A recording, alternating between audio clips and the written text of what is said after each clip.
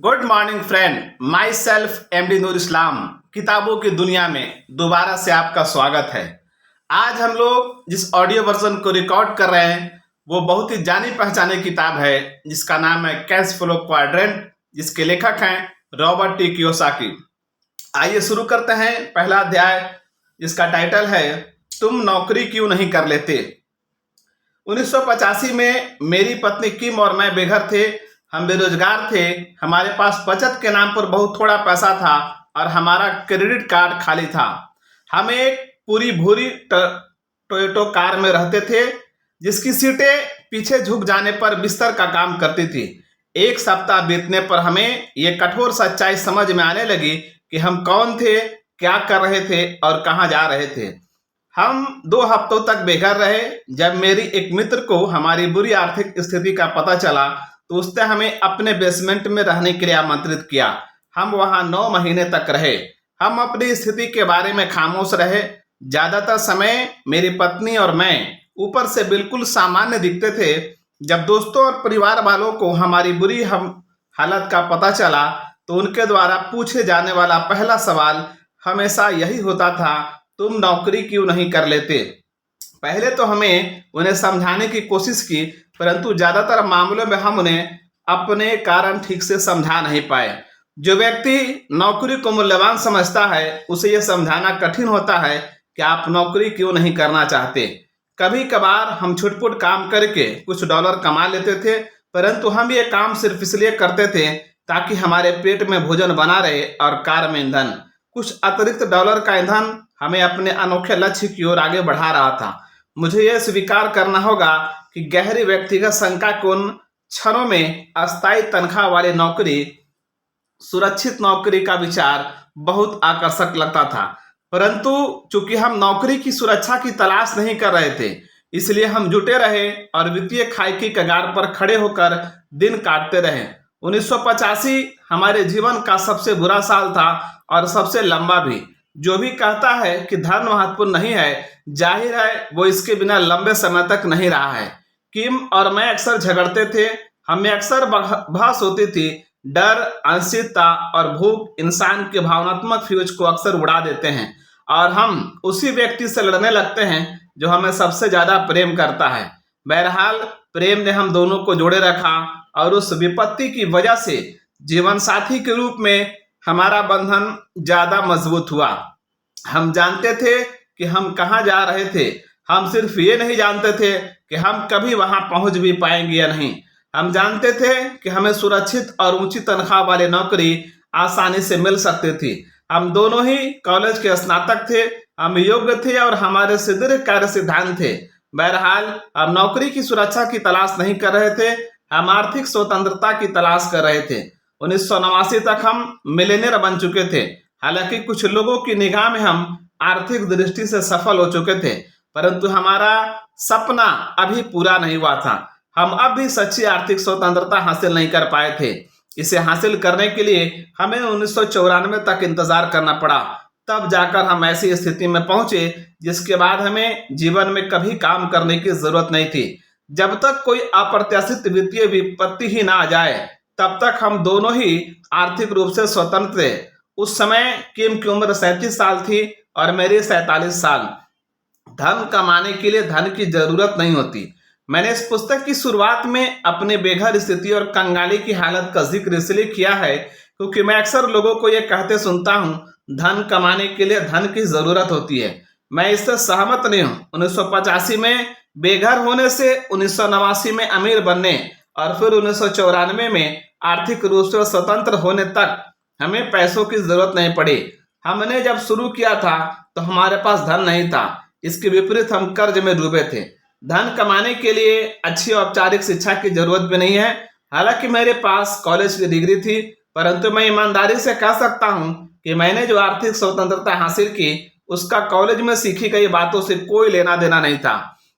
बरसों तक पढ़े गए calculus, spherical trigonometry, chemistry, physics, French और अंग्रेजी साहित्य की मुझे ज्यादा जरूरत नहीं पड़ी। बहुत से सफल लोगों ने स्कूल या कॉलेज की डिग्री हासिल किए बिना पढ़ाई अधूरी छोड़ दी थी, जैसे जनरल इलेक्ट्रिक के संस्थापक Thomas Edison, Ford motor company के संस्थापक हेनरी फोर्ड, माइक्रोसॉफ्ट के संस्थापक बिल गेट्स, CNN के संस्थापक टेड टर्नर, डेल कंप्यूटर के संस्थापक माइकल डेल, एप्पल कंप्यूटर के संस्थापक स्टीव जॉब्स और पोलो के संस्थापक रॉल्फ लॉरेन। पारंपरिक व्यवसाय के लिए कॉलेज की शिक्षा महत्वपूर्ण है, परंतु उन कामों के लिए नहीं जिनसे लोगों ने प्रचुर दौलत कमाई है। उन्होंने अपने सफल व्यवसाय विकसित किए थे। किम और मैं भी यही करना चाहते थे। तो इसके लिए किस चीज की जरूरत होती है? मुझसे अक्सर पूछा जाता है, अगर धन कमाने के लिए धन की जरूरत नहीं होती और अगर स्कूल कॉलेज आपको ये नहीं सिखाते कि आर्थिक रूप से स्वतंत्र कैसे बना जाता है, तो इसके लिए किस चीज की जरूरत होती है? मेरा जवाब है, इसके लिए एक सपने, दृढ़ संकल्प, जल्दी सीखने की इच्छा और ईश्वर द्वारा दी गई नियामतों का उचित प्रयोग करने की योग्यता की जरूरत होती है और यह जानने की इच्छा कि आपकी आमदनी कैश फ्लो क्वाड्रेंट के किस हिस्से से आ रही है। कैश फ्लो क्वाड्रेंट क्या है? नीचे दिया गया चित्र कैश फ्लो क्वाड्रेंट है। क्वाड्रेंट के अक्षरों का अर्थ है E equal to employ means कर्मचारी, S self employed, B business मालिक, I यानी निवेशक इन्वेस्टर।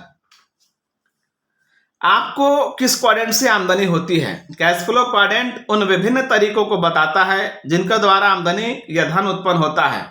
उदाहरण के लिए, एक कर्मचारी नौकरी करके यानी किसी दूसरे व्यक्ति या कंपनी के लिए काम करके धन कमाता है। सेल्फ एम्प्लॉयड लोग खुद के लिए काम करके पैसे कमाते हैं। बिजनेस का मालिक धन प्रदान करने वाले बिजनेस का स्वामी होता है और निवेशक अपने निवेशों से धन कमाते हैं। दूसरे शब्दों में, वे अपने धन से और अधिक धन उत्पन्न करते हैं। आमदनी पैदा करने के विभिन्न तरीकों के लिए अलग अलग मानसिकताओं, तकनीकी योग्यताओं, शैक्षणिक राहों और अलग अलग तरह के लोगों की जरूरत होती है। अलग अलग तरह के लोग अलग अलग क्वाड्रेंटों के प्रति आकर्षित होते हैं। हालांकि धन एक जैसा होता है, परंतु उसे कमाने के तरीके बिल्कुल अलग अलग हो सकते हैं। अगर आप क्वाड्रेंट के 4 भिन्न लेवलों की ओर देखें तो आप खुद से पूछ सकते हैं, आप अधिकांश आमदनी किस क्वाड्रेंट से कमाते हैं? हर क्वाड्रेंट अलग है। अलग अलग क्वाड्रेंट से धन कमाने के लिए अलग अलग योग्यताओं और अलग व्यक्तित्व की आवश्यकता होती है। भले ही हर क्वाड्रेंट में पाया जाने वाला व्यक्ति एक ही हो। एक क्वाड्रेंट से और दूसरे क्वाड्रेंट में जाना सुबह गोल्फ खेलने और रात को डांस करने की तरह है। आप चारों क्वाड्रेंट से धन कमा सकते हैं। हम में से ज्यादातर लोगों में चारों क्वाड्रेंटों से धन कमाने की क्षमता होती है। आप या मैं अपनी मूलभूत आमदनी कमाने के लिए किस क्वाड्रेंट को चुनते हैं, इसका इस बात से ज्यादा संबंध नहीं है कि हमने स्कूल कॉलेज में क्या सीखा है। इसका इस बात से ज्यादा संबंध है कि हमारे केंद्र में क्या है, हमारे केंद्रीय जीवन मूल्य, शक्तियां, कमजोरियां और रुचियां क्या है। हमारे केंद्र में स्थित ये मूलभूत अंतर ही हमें इन क्वाड्रेंटों में से किसी एक की ओर आकर्षित या विकर्षित करते हैं। परंतु अगर हम ये रहने दें कि व्यावसायिक रूप से हम क्या करते हैं, तो हम सभी चारों क्वाड्रेंटों में काम कर सकते हैं। उदाहरण के लिए, एक डॉक्टर अपनी आमदनी ई से कमा सकता है अगर वो कर्मचारी के रूप में किसी बड़े अस्पताल में नौकरी करता हो या किसी सरकारी अस्पताल में काम करता हो या सेना में डॉक्टर हो या फिर किसी बीमा कंपनी के स्टाफ में हो। यही डॉक्टर एस के रूप में भी धन कमा सकता है। वो सेल्फ एम्प्लॉयड व्यक्ति के रूप में अपनी प्राइवेट प्रैक्टिस शुरू कर सकता है, अपना क्लिनिक खोल सकता है, स्टाफ को नौकरी पर रख सकता है और अपने ग्राहकों की निजी सूची बना सकता है। या ये डॉक्टर बी बनने का निर्णय भी ले सकता है। वो किसी क्लिनिक या लेबोरेटरी का स्वामी बन सकता है। वो अपने स्टाफ में दूसरे डॉक्टरों को रख सकता है। शायद ये डॉक्टर इस बिजनेस को चलाने के लिए किसी बिजनेस मैनेजर को भी नौकरी पर रखेगा। इस स्थिति में डॉक्टर इस बिजनेस का स्वामी होगा, परंतु उसे इसमें काम करने की जरूरत नहीं है। यह भी हो सकता है कि डॉक्टर कोई ऐसी कंपनी बनाने का फैसला करे जिसका चिकित्सा के क्षेत्र से कोई संबंध ना हो, जबकि वो खुद किसी दूसरी जगह कर्मचारी के रूप में काम करे। अगर ऐसा होता है तो यह डॉक्टर अपनी आमदनी ई और बी के रूप में कमाएगा। आई के रूप में डॉक्टर किसी दूसरे के बिजनेस में निवेश करके धन कमा सकता है या फिर शेयर बाजार, बॉन्ड मार्केट और रियल एस्टेट जैसे निवेशों से भी। महत्वपूर्ण बात यह है, आमदनी कहाँ से होती है, हम क्या करते हैं, ये उतना महत्वपूर्ण नहीं है जितना कि यह कि हमारी आमदनी कहाँ से होती है। धन कमाने के अलग अलग तरीके किसी भी चीज से बढ़कर हमारे केंद्रीय जीवन मूल्यों, शक्तियों, कमजोरियों और रुचियों के आंतरिक अंतर इस बात को प्रभावित करते हैं कि हम आमदनी कमाने के लिए किस क्वाड्रेंट को चुनते हैं। कुछ लोगों को कर्मचारी बनना अच्छा लगता है, जबकि दूसरे इससे नफरत करते हैं। कुछ लोगों को कंपनियों का मालिक बनना अच्छा लगता है, परंतु उन्हें चलाना अच्छा नहीं लगता। दूसरे लोगों को कंपनी का मालिक बनना अच्छा लगता है और उन्हें चलाना भी अच्छा लगता है। कुछ लोगों को निवेश करना अच्छा लगता है, जबकि बाकियों को इसमें सिर्फ पैसा कमाने का जोखिम नजर आता है। हमें से अधिकांश लोगों ने इन चारों प्रकार के चरित्रों का थोड़ा बहुत अंश होता है। अगर हम चारों क्वाड्रेंटों में सफल बनना चाहते हैं तो इसका यह अर्थ है कि हमें अपने आंतरिक केंद्रीय जीवन मूल्यों को नई दिशा में ढालना होगा। आप चारों क्वाड्रेंटों में अमीर या गरीब हो सकते हैं। ये जानना भी महत्वपूर्ण है कि आप चारों क्वाड्रेंटों में अमीर या गरीब हो सकते हैं। ऐसे लोग हर क्वाड्रेंट में होते हैं जिन्होंने लाखों करोड़ों रुपए कमाए या जो दिवालिया हो गए। किसी एक क्वाड्रेंट या दूसरे क्वाड्रेंट में होना आर्थिक सफलता की गारंटी नहीं है। सभी क्वाड्रेंट समान नहीं है। हर क्वाड्रेंट की अलग अलग विशेषताओं को जानने के बाद आप ये निर्णय करने की बेहतर स्थिति में होंगे कि कौन सा क्वाड्रेंट या कौन से क्वाड्रेंट आपके लिए सर्वश्रेष्ठ हो सकते हैं। उदाहरण के लिए, अन्य कारणों के अलावा मैंने टैक्स के लाभों के कारण भी बी और आई क्वाड्रेंटों में काम करने का विकल्प चुना। क्वाड्रेंटों के बाएं हिस्से में काम कर रहे अधिकांश लोगों के लिए टैक्स से बचने के बहुत कम कानूनी रास्ते उपलब्ध हैं, परंतु क्वाड्रेंट के दाएं हिस्से में टैक्स से बचने के बहुत से कानूनी रास्ते मौजूद हैं। बी और आई क्वाड्रेंटों में से ज्यादा तेजी से धन कमा सकता था और उस धन से अपने लिए ज्यादा लंबे समय तक काम करवा सकता था, क्योंकि मुझे अपने कमाए धन का बड़ा हिस्सा टैक्स में नहीं देना पड़ता था। धन कमाने के अलग अलग तरीके। जब लोग पूछते हैं कि किम और मैं बेघर क्यों रहे, तो मैं उन्हें बताता हूं कि ऐसा उन बातों की वजह से था जो मेरे अमीर डैडी ने मुझे धन के बारे में सिखाई थी। मेरे लिए धन महत्वपूर्ण है, परंतु मैं सारी जिंदगी इसके लिए मेहनत नहीं करना चाहता था, इसलिए मैंने नौकरी नहीं की। जिम्मेदार नागरिक बनने के लिए किम और मैं चाहते थे कि हमारा पैसा हमारे लिए काम करे, बजाय इसके कि हम पैसे के लिए सारी जिंदगी शारीरिक श्रम करते रहें। इसलिए कैश फ्लो क्वाड्रेंट महत्वपूर्ण है। ये पैसा कमाने के अलग अलग तरीकों के बीच के अंतर को बताता है। शारीरिक श्रम करने के अलावा भी जिम्मेदार होने और पैसा कमाने के बहुत से तरीके हैं। अलग अलग पिता पैसों के बारे में अलग अलग विचार। मेरे उच्च शिक्षित डैडी का प्रबल विश्वास था कि पैसे से प्रेम करना बुरी बात है। उनका मानना था कि अत्यधिक लाभ कमाने का अर्थ यह है आप लोभी हैं। जब अखबारों में उनकी ऊंची तनख्वाह के बारे में छपता था तो वे असहज हो जाते थे, क्योंकि उन्हें महसूस होता था उन्हें बहुत ज्यादा तनख्वाह मिलती है, जबकि उनके अधीन काम करने वाले स्कूली शिक्षकों को उनसे बहुत कम तनख्वाह मिलती है। वे एक अच्छे, ईमानदार और मेहनती आदमी थे जो अपने इस दृष्टिकोण की रक्षा करने का सर्वश्रेष्ठ प्रयास करते थे कि धन जीवन में महत्वपूर्ण नहीं है। मेरे उच्च शिक्षित परंतु गरीब डैडी हमेशा कहा करते थे, मेरी पैसे में ज्यादा रुचि नहीं है, मैं कभी अमीर नहीं बनूंगा, मेरे पास इसे खरीदने के पैसे नहीं है, निवेश करना जोखिम भरा है, धन सब कुछ नहीं है, धन जीवन को सहारा देता है। मेरे अमीर डैडी का दृष्टिकोण बिल्कुल ही अलग था। वे सोचते थे कि पैसे के लिए जिंदगी भर मेहनत करते रहना मूर्खता है। उनके हिसाब से यह समझदारी नहीं थी कि पैसा महत्वपूर्ण नहीं है। अमीर डैडी का मानना था कि हालांकि जीवन पैसे से ज्यादा महत्वपूर्ण है, परंतु जीवन को सहारा देने के लिए पैसा जरूरी है। वे अक्सर कहते थे, आपके पास एक दिन में 24 घंटे ही होते हैं और आप इस सीमा तक ही कड़ी मेहनत कर सकते हैं, तो पैसे के लिए कड़ी मेहनत क्यों की जाए। अगर आप पैसे और लोगों से अपने लिए कड़ी मेहनत करवाना सीख लेते हैं तो आप महत्वपूर्ण काम करने के लिए स्वतंत्र हो सकते हैं। मेरे अमीर डैडी के लिए ये बातें महत्वपूर्ण थी। पहला, अपने बच्चों के साथ रहने के लिए बहुत समय होना। दूसरा, परोपकार और अपनी रुचि की अन्य सेवाभावी परियोजनाओं में दान देने के लिए धन होना। तीसरा, समुदाय में नौकरियां और आर्थिक अस्थायित्व लाना। चौथा, अपनी सेहत का ध्यान रखने के लिए समय और धन होना। पांचवा, अपने परिवार के साथ दुनिया घूमने में समर्थ होना। अमीर डैडी कहते थे, इन चीजों के लिए पैसे की जरूरत होती है, इसीलिए पैसा मेरे लिए महत्वपूर्ण है। पैसा महत्वपूर्ण है, परंतु मैं इसके लिए काम करके अपनी जिंदगी बर्बाद नहीं करना चाहता। क्वाड्रेंट चुनना। जब हम बेघर थे तब मेरी पत्नी और मैंने बी तथा आई क्वाड्रेंटों पर ध्यान केंद्रित करने का विकल्प चुना। इसका एक कारण यह था कि अमीर डैडी के मार्गदर्शन की बदौलत मेरे पास इन क्वाड्रेंटों का अधिक प्रशिक्षण और शिक्षा थी। इसी वजह से मैं हर क्वाड्रेंट के विभिन्न आर्थिक और व्यावसायिक लाभों के बारे में अच्छी तरह से जानता था। मेरे हिसाब से दाएं हिस्से के क्वाड्रेंट यानी बी और आई क्वाड्रेंट आर्थिक सफलता तथा आर्थिक स्वतंत्रता पाने का सर्वश्रेष्ठ अवसर प्रदान करते थे।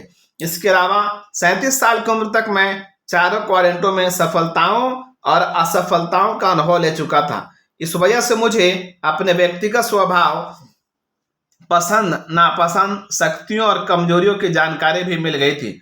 मैं जानता था कि मैं किन क्वाड्रेंटों में अधिक श्रेष्ठ था। माता पिता शिक्षक हैं।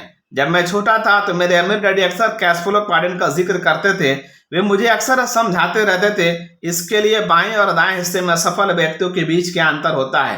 परंतु चूंकि मैं छोटा था इसलिए मैंने उनकी बातों की तरफ ध्यान नहीं दिया।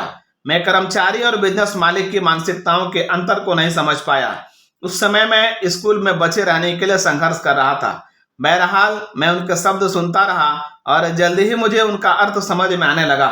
दो प्रतिभाशाली और सफल पिताओं के आसपास होने से मुझे न दोनों की कई बातों का मतलब समझ में आया, परंतु उनके कामों से मुझे क्वाड्रेंट के ईएस हिस्से और बीआई हिस्से के अंतर ज्यादा अच्छी तरह से समझ में आने लगे। पहले तो ये अंतर सूक्ष्म थे, परंतु बाद में वे बहुत स्पष्ट हो गए। उदाहरण के तौर पर मैंने बचपन में एक कष्टकारी सबक सीखा था।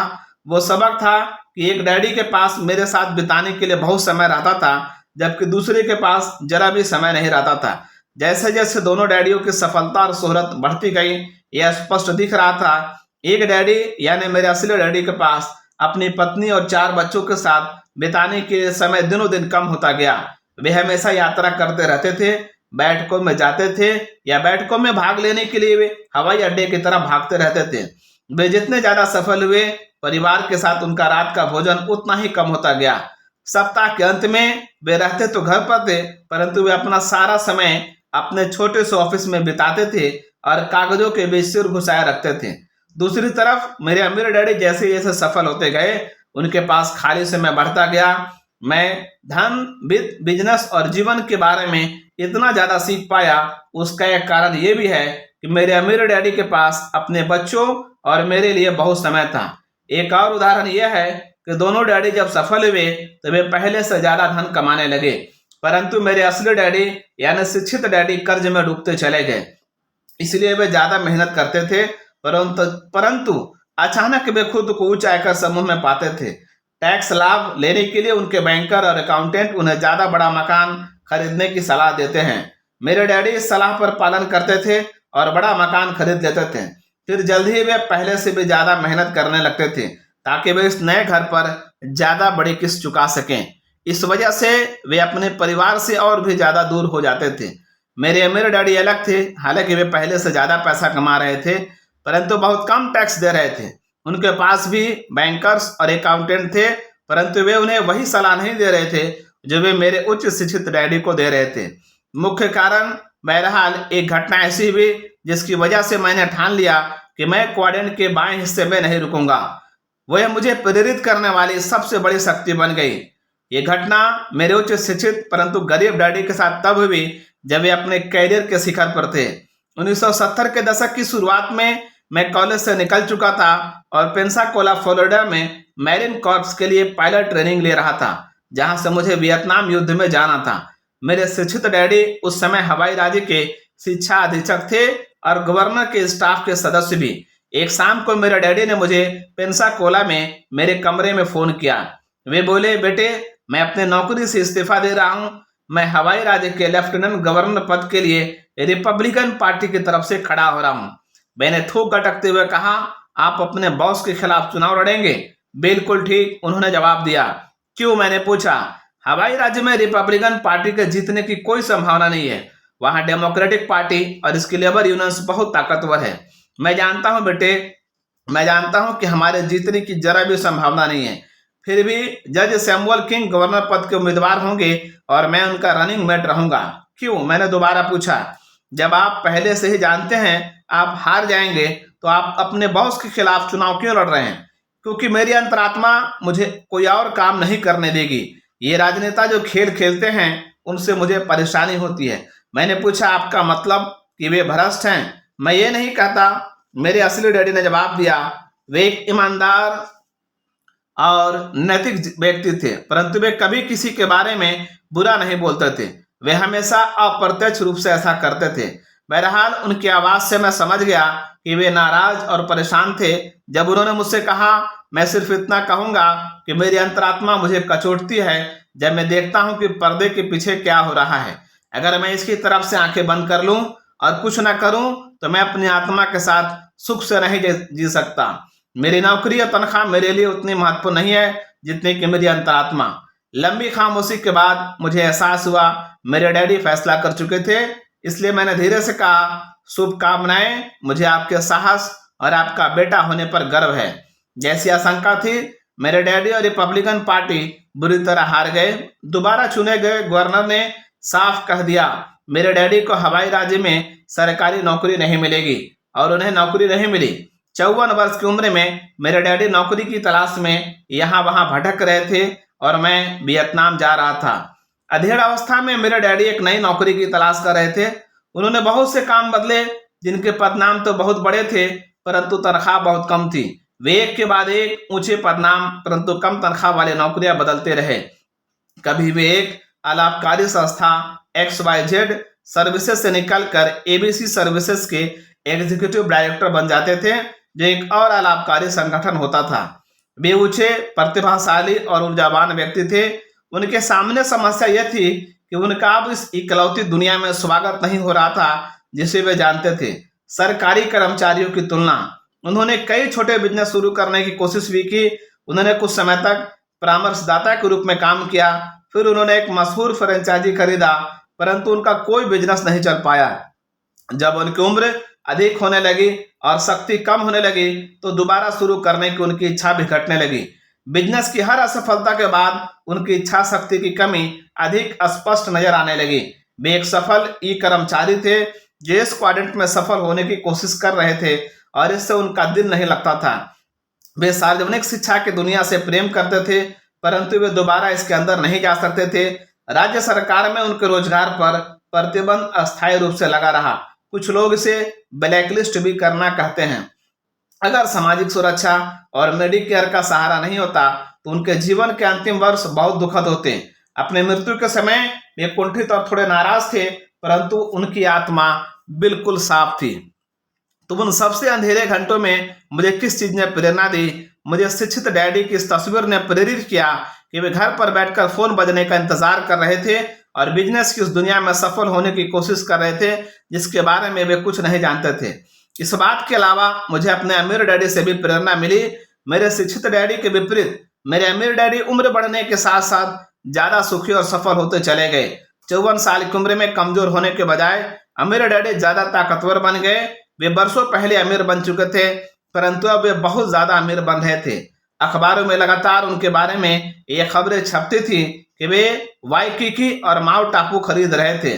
बरसों तक सुनियोजित तरीके से बिजनेस बनाने और निवेश करने में उन्होंने जो मेहनत की थी वह फल दे रही थी।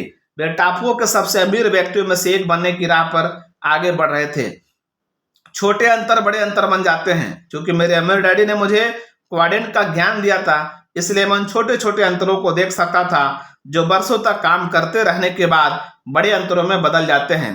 क्वाड्रेंट के कारण मैं ये बात जानता था। मैं क्या करना चाहता था ये फैसला करना उतना महत्वपूर्ण नहीं था जितना कि यह कि मैं भविष्य में क्या बनना चाहता था। सबसे अंधेरे क्षणों में यह गहरा ज्ञान और मेरे दोनों सशक्त डैडियों के सबक मुझे शक्ति देते रहे। यह क्वाड्रेंट से अधिक है। कैश फ्लो क्वाड्रेंट 2 लाइनों और कुछ अंश रूप से अधिक है। अगर आप इस आसान देखा चित्र के सतह के नीचे देखेंगे तो आपको एक बिल्कुल अलग संसार मिलेगा और इसे देखने के भिन्न भिन्न दृष्टिकोण मिलेंगे। मैंने दुनिया को क्वाड्रेंट के बाएं हिस्से से भी देखा है और दाएं हिस्से से भी। मैं ईमानदारी से यह कह सकता हूं, दोनों हिस्सों से संसार बहुत अलग दिखाई देता है और इस बात पर निर्भर करता है आप किस हिस्से में हैं, और ये पुस्तक इन्हीं अंतरों के बारे में है। एक क्वाड्रेंट दूसरे क्वाड्रेंट से बेहतर नहीं है। हर क्वाड्रेंट में शक्तियां होती हैं और हर क्वाड्रेंट में कमजोरियां भी होती हैं। ये पुस्तक आपको विभिन्न क्वाड्रेंटों की झलक दिखलाने के लिए लिखी गई है। ये उस व्यक्तिगत विकास की झलक दिखाने के लिए भी लिखी गई है जो प्रत्येक क्वाड्रेंट में आर्थिक रूप से सफल होने के लिए जरूरी है। मैं आशा करता हूं आपको इससे जीवन में ऐसा आर्थिक मार्ग चुनने का ज्ञान मिलेगा जो आपके लिए सबसे ज्यादा उपयुक्त होगा। क्वाड्रेंट के दाएं हिस्से में सफल होने के लिए बहुत सी योग्यताएं अनिवार्य होती हैं जो स्कूल कॉलेज में नहीं सिखाई जाती। इससे यह समझना आसान हो जाता है कि माइक्रोसॉफ्ट के बिल गेट्स, CNN के टेड टर्नर और थॉमस एडिसन ने स्कूल कॉलेज जल्द ही क्यों छोड़ दिया था। यह पुस्तक उन योग्यताओं और उस व्यक्तिगत मूलभूत स्वभाव का वर्णन करेगी जो क्वाड्रेंट के बी और आई वाले हिस्से में सफलता पाने के लिए जरूरी है। सबसे पहले तो मैं चारों क्वाड्रेंटों का व्यापक सर्वेक्षण करूंगा, फिर मैं बी और आई के पहलुओं पर करीबी नजर डालूंगा। ई और एस वाले दाएं हिस्से में सफल होने के लिए किन बातों की जरूरत होती है, इस बारे में पहले ही बहुत सी पुस्तकें लिखी जा चुकी हैं। हो सकता है इस पुस्तक को पढ़ने के बाद आप में से कुछ लोग अपनी आमदनी कमाने के तरीके को बदलना चाहें। यह भी हो सकता है कि आप में से कुछ लोग जहां हैं वहीं रहने में खुशी अनुभव करें। हो सकता है आप एक से अधिक क्वाड्रेंट में काम करने का विकल्प चुनें। शायद चारों क्वाड्रेंटों में हम सब अलग हैं और एक क्वाड्रेंट दूसरे से अधिक महत्वपूर्ण या बेहतर नहीं होता है। दुनिया के हर गांव, कस्बे, शहर और देश में चारों क्वाड्रेंटों में काम करने वाले लोगों की जरूरत होती है ताकि समुदाय का आर्थिक स्थायित्व कायम रह सके। इसके साथ ही जब हम बड़े होते हैं और कई अनुभवों से गुजरते हैं तो हमारी रुचियां बदलती हैं। उदाहरण के लिए मैं देखता हूं कि बहुत से युवक कॉलेज से निकलते ही अक्सर नौकरी पाकर खुश होते हैं, परंतु 2-3 साल बाद उनमें से कुछ ये फैसला करते हैं कि कंपनी में प्रमोशन की सीढ़ी चढ़ने में उनकी कोई रुचि नहीं है, या फिर वे जिस बिजनेस में होते हैं उसमें उनकी रुचि खत्म हो जाती है। उम्र और अनुभव के इन परिवर्तनों के कारण अक्सर व्यक्ति विकास, चुनौती, आर्थिक पुरस्कार और व्यक्तिगत सुख के नए क्षेत्रों की तलाश करता है। मैं आशा करता हूं ये पुस्तक उन लक्ष्यों को हासिल करने के लिए आपको कुछ नए विचार देगी। संक्षेप में यह पुस्तक बेघर होने के बारे में नहीं है, बल्कि घर बनाने के बारे में है। एक या एक से अधिक क्वाड्रेंट में घर बनाने के बारे में। यहाँ पर अध्याय 1 खत्म होता है। अब शुरू होता है अध्याय 2, जिसका टाइटल है अलग अलग क्वाड्रेंट, अलग अलग लोग। मेरे उच्च शिक्षित डैडी हमेशा कहा करते थे, आप बूढ़े कुत्ते को नए करतब नहीं सिखा सकते। मैंने कई बार उन्हें कैश फ्लो क्वाड्रेंट समझाने की पूरी कोशिश की ताकि उन्हें नई वित्तीय दिशाएं दिखा सकूं। उनकी उम्र उस समय लगभग 60 साल थी और उन्हें यह एहसास हो चुका था कि उनके कई सपने कभी पूरे नहीं होंगे। ऐसा लग रहा था जैसे उनकी ब्लैक लिस्टिंग राज्य सरकार की दीवारों के आगे तक चली गई थी। अब उन्होंने भी खुद को ब्लैक लिस्ट कर लिया था। वे कहते थे, मैंने इसकी कोशिश की परंतु मैं कामयाब नहीं हुआ। मेरे डैडी उन असफल प्रयासों की ओर इशारा कर रहे थे जो उन्होंने एस क्वाड्रेंट में सेल्फ एम्प्लॉयमेंट परामर्शदाता के रूप में किए थे, और बी क्वाड्रेंट में असफल प्रयासों की ओर भी, जब उन्होंने अपने जीवन की अधिकांश जमा पूंजी एक प्रसिद्ध आइसक्रीम फ्रेंचाइजी खरीदने में लगा दी जो चल नहीं पाया। चूंकि मैं बुद्धिमान थे, इसलिए वैचारिक रूप से ये समझ गए कि हर क्वाड्रेंट में सफल होने के लिए अलग अलग तकनीकी योग्यताओं की आवश्यकता होती है।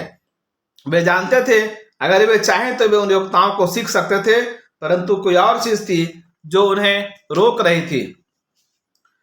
एक दिन लंच के दौरान मैंने अमीर डैडी से अपने शिक्षित डैडी के बारे में चर्चा की। अमीर डैडी बोले, तुम्हारे पिता और मैं अंदर से एक जैसे नहीं हैं। हालांकि हम दोनों ही इंसान हैं और हम दोनों में ही डर, शंकाएं, विश्वास, शक्तियां और कमजोरियां हैं, परंतु हम इन पर एक सी प्रतिक्रिया नहीं करते हैं। हम अलग अलग प्रतिक्रिया करते हैं। क्या आप इन अंतरों के बारे में बता सकते हैं? मैंने पूछा।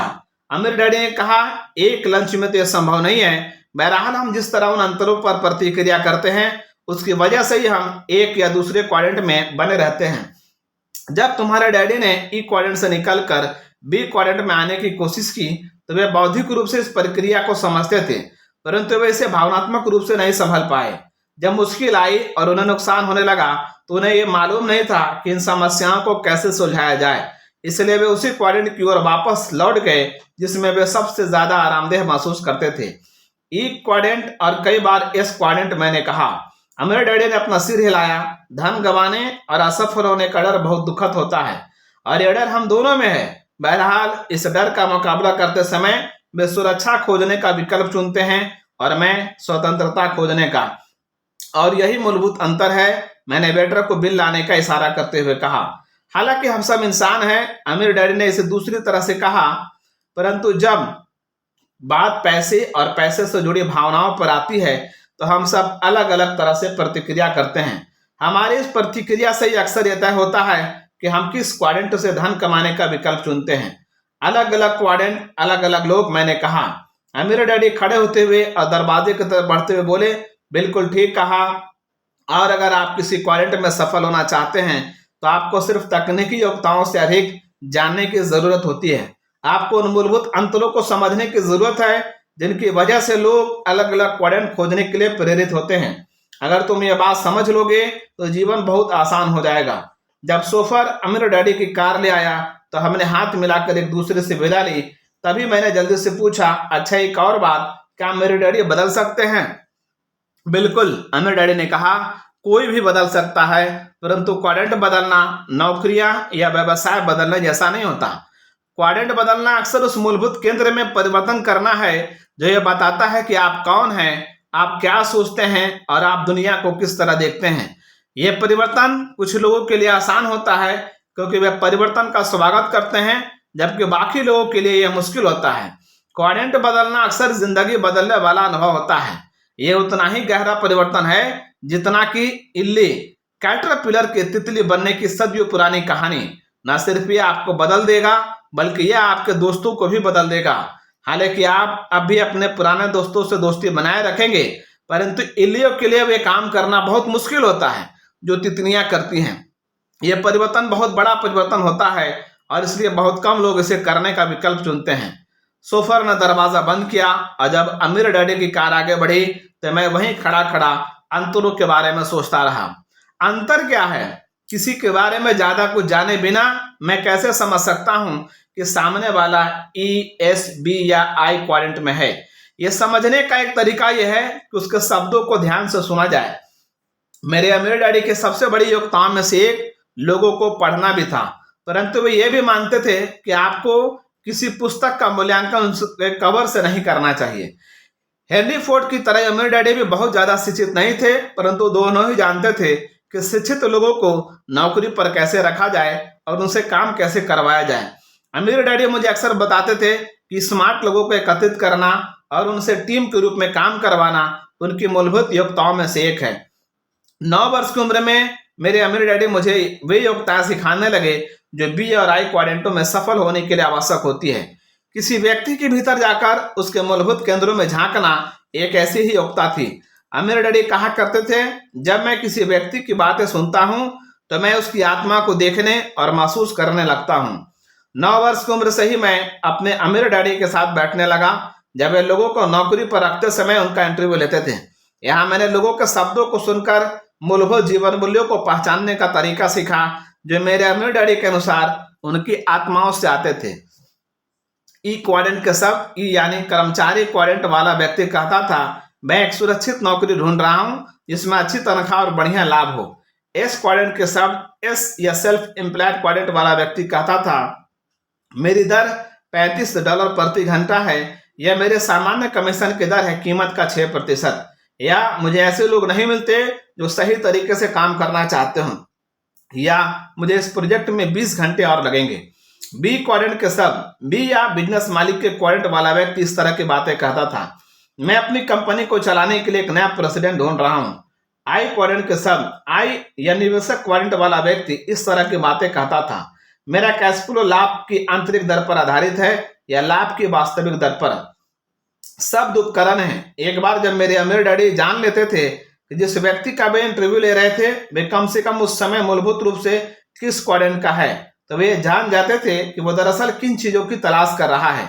वे देखते थे कि उनके पास उसे देने के लिए क्या था। इसके बाद वे तय करते थे कि उससे बात करते समय वे किन शब्दों का प्रयोग करें।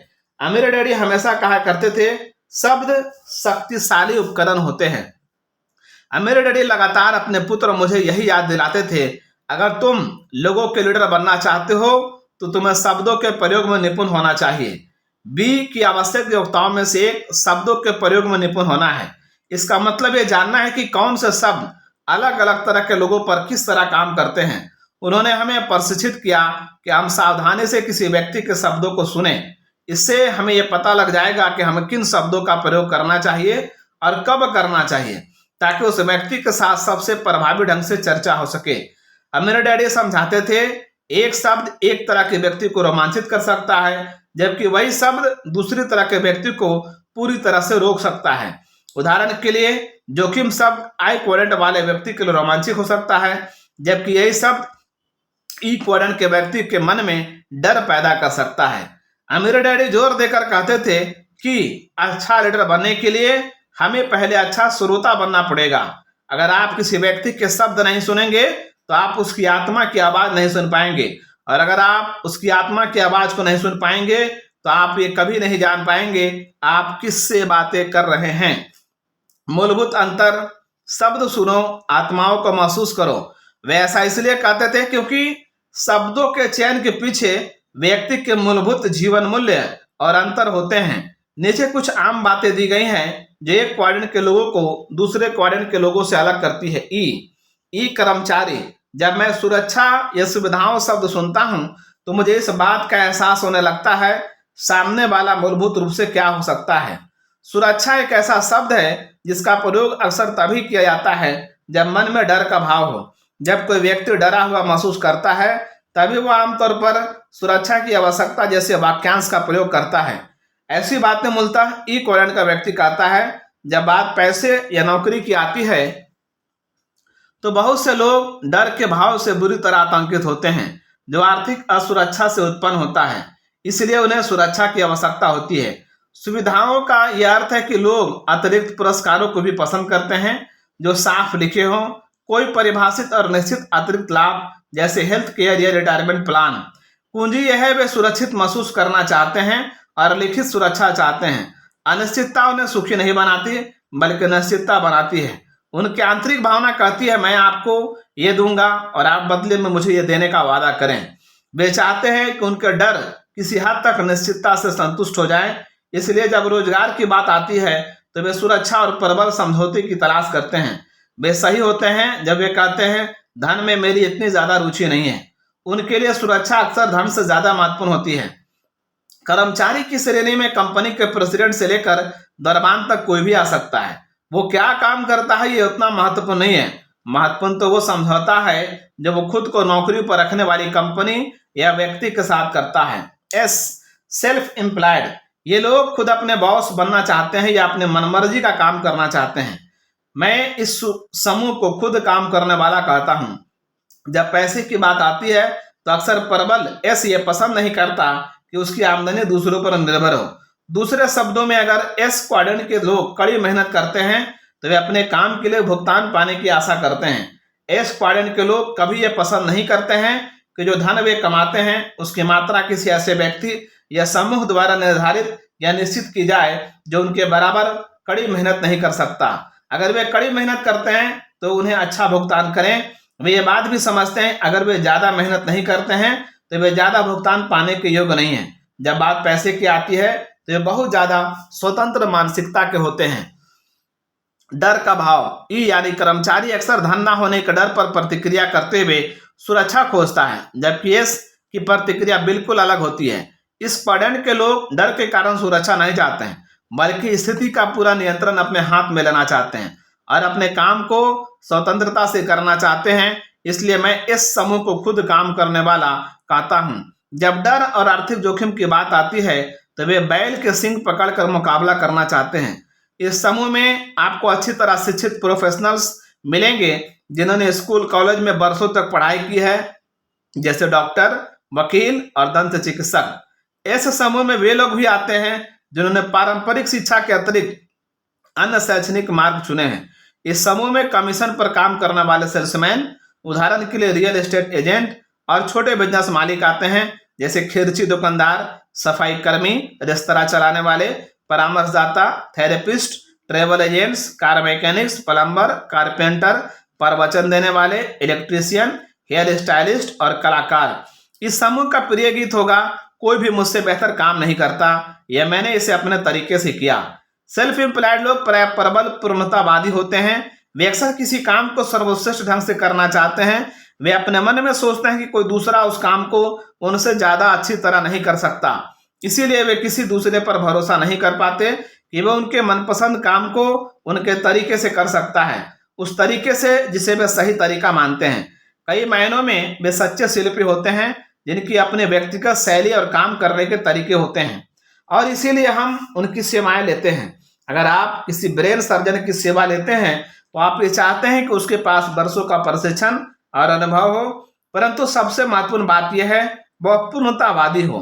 यही दंत चिकित्सक, हेयर स्टाइलिस्ट, मार्केटिंग परामर्शदाता, प्लम्बर, इलेक्ट्रीशियन, भविष्यवक्ता, वकील या कंपनी के प्रशिक्षक के बारे में सही है। आप सर्वश्रेष्ठ व्यक्ति की सेवाएं ही लेना चाहते हैं। इस समूह के लोगों के लिए धन सबसे महत्वपूर्ण चीज नहीं है। उनके लिए अपनी स्वतंत्रता, चीजों को अपने तरीके से करने की आजादी, अपने क्षेत्र में उत्कृष्टता के लिए सम्मान पाना धन कमाने से बहुत ज्यादा महत्वपूर्ण होता है। उनके काम करवाने का सर्वश्रेष्ठ तरीका यह होता है उन्हें काम सौंपते समय बता दें कि आप क्या करवाना चाहते हैं और फिर उस काम को करने के लिए उन्हें मुक्त कर दें। उन्हें निगरानी की जरूरत नहीं है।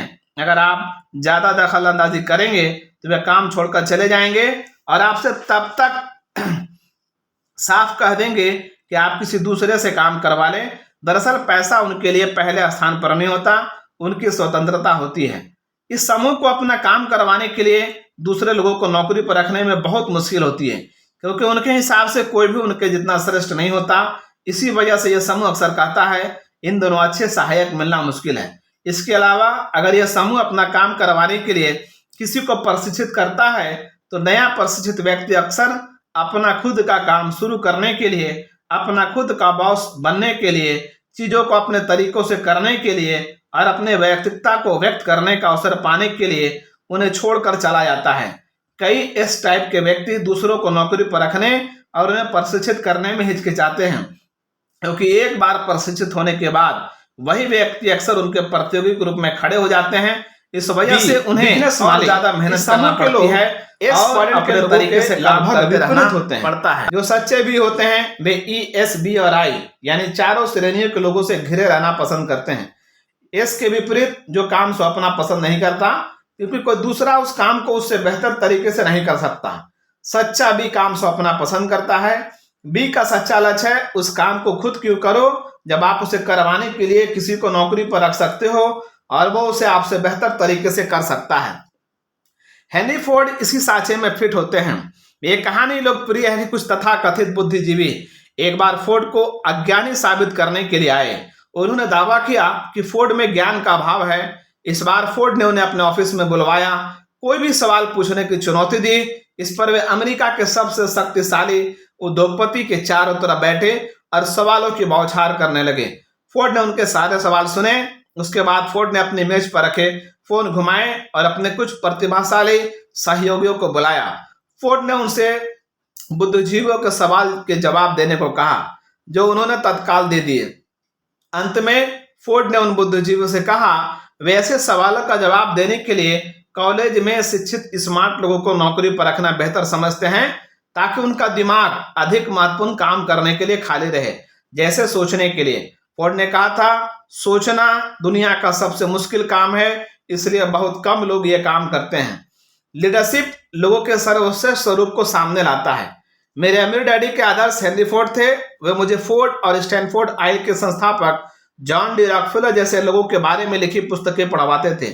अमीर डैडी लगातार अपने बेटे और मुझे लीडरशिप तथा बिजनेस की तकनीकी योग्यताएं सीखने के लिए प्रोत्साहित करते थे। पीछे मुड़कर देखते समय मैं अब समझता हूँ बहुत से लोगों में एक या दूसरी योग्यता हो सकती है, परंतु सफल भी बनने के लिए आपको दरअसल दोनों ही योग्यताओं की जरूरत होती है। अब मुझे एहसास भी होता है दोनों ही योग्यताएं सीखी जा सकती हैं। बिजनेस और लीडरशिप विज्ञान भी है और कला भी है। मेरे लिए दोनों ही जीवन भर चलने वाला अध्ययन है। जब मैं बच्चा था तो मेरे अमीर डैडी ने मुझे बच्चों की एक पुस्तक दी जिसका शीर्षक था स्टोन सूप। इसे मार्सिया ब्राउन ने 1947 में लिखा था और यह आज भी प्रमुख बुक स्टोर्स पर उपलब्ध है। उन्होंने मुझे यह पुस्तक इसलिए पढ़वाई ताकि बिजनेस लीडर के रूप में मेरा प्रशिक्षण शुरू हो सके। अमीर डैडी कहते थे, लीडरशिप लोगों के सर्वश्रेष्ठ स्वरूप को बाहर निकालने की योग्यता है। इसीलिए उन्होंने अपने बेटे और मुझे बिजनेस में सफल होने के लिए आवश्यक तकनीकी योग्यताओं का प्रशिक्षण दिया, जैसे फाइनेंशियल स्टेटमेंट पढ़ना, marketing, sales, accounting, management, production और सौदेबाजी। और उन्होंने इस बात पर जोर दिया हम दोनों ही लोगों के साथ काम करना और उनका नेतृत्व करना सीखें। अब मेरे डैडी हमेशा कहते थे बिजनेस की तकनीकी योग्यताएं आसान है, मुश्किल हिस्सा लोगों के साथ काम करना है। पुरानी चीजों को याद करने रखने के लिए मैं आज भी स्टॉप जोन पढ़ता हूं, क्योंकि व्यक्तिगत रूप से मुझ में लीडर के बजाय तानाशाह होने की प्रवृत्ति है, खासकर तब जब चीजें मेरे हिसाब से ना हो रही हों। उद्यमिता विकास, एंटरप्रेन्योरियल डेवलपमेंट, मैं अक्सर यह शब्द सुनता हूं। मैं अपना खुद का बिजनेस शुरू करने जा रहा हूं। बहुत से लोग ये मानते हैं कि आर्थिक सुरक्षा और सुख का रास्ता अपना खुद का काम करना है या कोई ऐसा नया प्रोडक्ट बनाना है जो किसी और ने नहीं बनाया है। इसीलिए वे लपक कर जाते हैं और अपना बिजनेस शुरू कर देते हैं। अधिकांश मामलों में वे इस रास्ते पर जाते हैं। बहुत से लोग बी टाइप का बिजनेस शुरू करने के बजाय एस टाइप का बिजनेस शुरू कर देते हैं। मैं एक बार फिर ये बता दूं, एक क्वाड्रेंट दूसरे से बेहतर नहीं होता। दोनों की अलग अलग शक्तियां और कमजोरियां, जोखिम और पुरस्कार होते हैं। परंतु बहुत से लोग जो बी टाइप का बिजनेस शुरू करना चाहते हैं, एस टाइप के बिजनेस में पहुंच जाते हैं और क्वाड्रेंट के दाएं हिस्से में आगे बढ़ने की उनकी यात्रा रुक जाती है। बहुत से नए उद्यमी ये करना चाहते हैं, परंतु ऐसा करने के बजाय वे ये करने और यहीं उलझे रह जाते हैं। फिर बहुत से ये करने की कोशिश करते हैं, परंतु उन कोशिश करने वालों में से बहुत कम लोग ही सचमुच ऐसा करने में सफल होते हैं। क्यों? क्योंकि हर क्वाड्रेंट में सफल होने के लिए आवश्यक तकनीकी और मानवीय योग्यताएं अक्सर अलग अलग होती हैं। आपको किसी क्वाड्रेंट में सच्ची सफलता पाने के लिए उसकी आवश्यक योग्यताओं और मानसिकताओं को सीखना होगा। एस टाइप के बिजनेस और बी टाइप के बिजनेस में अंतर। जो लोग सच्चे भी होते हैं वे अपने बिजनेस को 1 साल या इससे भी ज्यादा समय तक छोड़कर जा सकते हैं। हो सकता है जब वे लौटे तो उनका बिजनेस पहले से ज्यादा लाभदायक और बेहतर स्थिति में हो।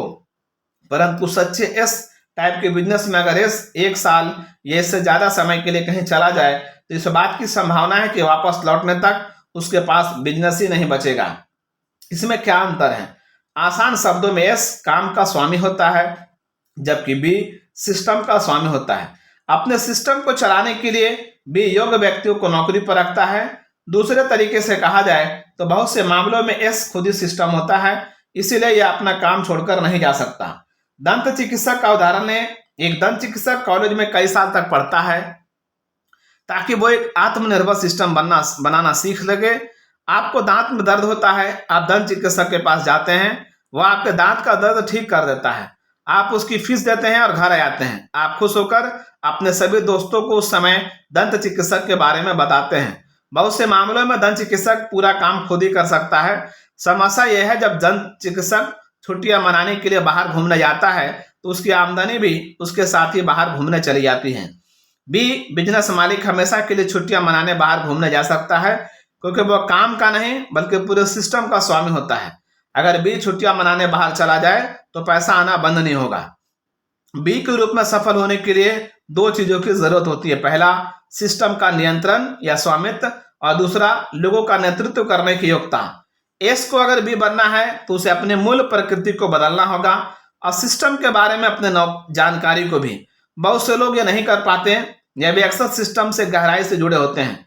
क्या आप मैकडोनल्ड से ज्यादा अच्छा हैमबर्गर बना सकते हैं? बहुत से लोग मुझसे सलाह मांगते हैं कि नई कंपनी कैसे शुरू की जाए, या वह मुझसे पूछते हैं किसी नए प्रोडक्ट या विचार के लिए धन कैसे जुटाया जाए। मैं आमतौर पर 10 मिनट तक सुनता हूँ। इतने समय में मैं समझ जाता हूँ कि उनका फोकस कहाँ है, प्रोडक्ट पर या फिर बिजनेस के सिस्टम पर।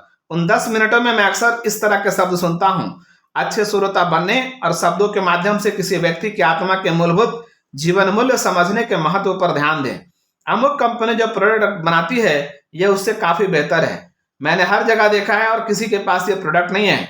मैं आपको इस प्रोडक्ट का विचार दूंगा, बदले में मैं लाभ का सिर्फ 25% हिस्सा चाहता हूं। मैं इस प्रोडक्ट, पुस्तक, संगीत के एल्बम आविष्कार पर बरसों से मेहनत कर रहा हूं। वे उस व्यक्ति के शब्द हैं जो आमतौर पर क्वाड्रेंट के बाएं हिस्से यानी ई या एस वाले हिस्से में काम कर रहा है। इस समय नम्र रहना महत्वपूर्ण है, क्योंकि हमारा सामना उन मूलभूत जीवन मूल्यों और विचारों से हो रहा है जो अक्सर वर्षों से गहराई में दबे हुए हैं, शायद पीढ़ी दर पीढ़ी हस्तांतरित होते आ रहे हैं। अगर मैं नम्र या धैर्यवान न रहूं तो मैं किसी कोमल और संवेदनशील विचार को नष्ट कर सकता हूं। और इससे भी ज्यादा महत्वपूर्ण बात यह है, मैं दूसरे क्वाड्रेंट में विकसित होने के लिए तैयार व्यक्ति को चोट पहुंचा सकता हूं। हैमबर्गर और बिजनेस। क्योंकि मुझे नम्र रहना है, इसलिए मैं अक्सर अपनी बात को स्पष्ट करने के लिए मैकडोनाल्ड हैमबर्गर के उदाहरण का प्रयोग करता हूं। उनकी बात सुनने के बाद मैं धीमे से पूछता हूं, क्या आप मैकडोनाल्ड से ज़्यादा अच्छा हैमबर्गर बना सकते हैं? अब तक मैंने नए विचार या प्रोडक्ट वाले जितने लोगों से बातचीत की है, उन सभी ने कहा है हाँ, वे सब मैकडोनाल्ड से ज़्यादा अच्छा हैमबर्गर बना सकते हैं। इस मोड़ पर मैं उनसे अगला सवाल पूछता हूं, क्या आप मैकडोनाल्ड से ज़्यादा अच्छा बिजनेस सिस्टम बना सकते हैं? कुछ लोग तत्काल अंतर समझ लेते हैं और कुछ नहीं समझ पाते। मैं जो समझाता हूं, अंतर यह है, आप क्वाड्रेंट के बाएं हिस्से यानी बेहतर बर्गर बनाने के विचार पर केंद्रित है या फिर क्वाड्रेंट के दाएं हिस्से यानी बिजनेस सिस्टम पर। मैं यह बताने का सर्वश्रेष्ठ प्रयास करता हूं कि बहुत से उद्यमी अत्यधिक अमीर मल्टीनेशनल कंपनियों से बेहतर प्रोडक्ट या सेवाएं दे रहे हैं, ठीक उसी तरह जिस तरह अरबों लोग मैकडोनाल्ड से बेहतर बर्गर बना सकते हैं, परंतु सिर्फ मैकडोनाल्ड्स के पास ऐसा सिस्टम है जो अरबों हैमबर्गर बेच सकता है। दूसरे हिस्से को देखें। अगर लोग दूसरे हिस्से को देखने लगते हैं तो मैं उन्हें यह सुझाव देता हूं कि वे मैकडोनाल्ड्स जाएं, एक बर्गर खरीदें और फिर बैठकर उस सिस्टम को देखें जो उस बर्गर को बेचता है, उन ट्रकों को देखें जो कच्चे बर्गर लाते हैं, उस रैंचर को जो बीफ उत्पन्न करता है, उस खरीदार को जो बीफ खरीदता है और टीवी विज्ञापनों को जिनमें रोनाल्ड मैकडोनाल्ड नजर आता है। युवा अनुभवहीन लोगों के प्रशिक्षण को देखें जो हमेशा एक शब्द कहते हैं, हेलो, मैकडोनाल्ड में आपका स्वागत है। इसके साथ ही फ्रेंचाइजी की सजावट को देखें, क्षेत्रीय ऑफिसों को देखें, बन बनाने वाले बेकरियों को देखें और लाखों पाउंड फ्रेंच फ्राइज को देखें जिनकी पूरी दुनिया में एक साथ स्वाद होता है। फिर उन स्टॉक ब्रोकर्स को देखें जो वॉल स्ट्रीट पर मैकडोनाल्ड्स के लिए धन जुटाते हैं। अगर वे लोग पूरी तस्वीर देखने लगे तो उनके पास क्वाड्रेंट के बी या आई वाले हिस्से में आगे बढ़ने का अवसर होगा। सच तो यह है, नए विचार असीमित हैं। अरबों लोगों के दिमाग में नई सेवाएं या प्रोडक्ट देने के विचार भरे पड़े हैं, परंतु बहुत कम लोग जानते हैं कि बहुत अच्छा बिजनेस सिस्टम कैसे बनाया जाता है। माइक्रोसॉफ्ट के बिल गेट्स ने कोई बहुत बढ़िया प्रोडक्ट इजाद नहीं किया था। उन्होंने किसी दूसरे का बनाया हुआ प्रोडक्ट खरीदा और उसके चारों तरफ एक सशक्त वैश्विक सिस्टम बना दिया।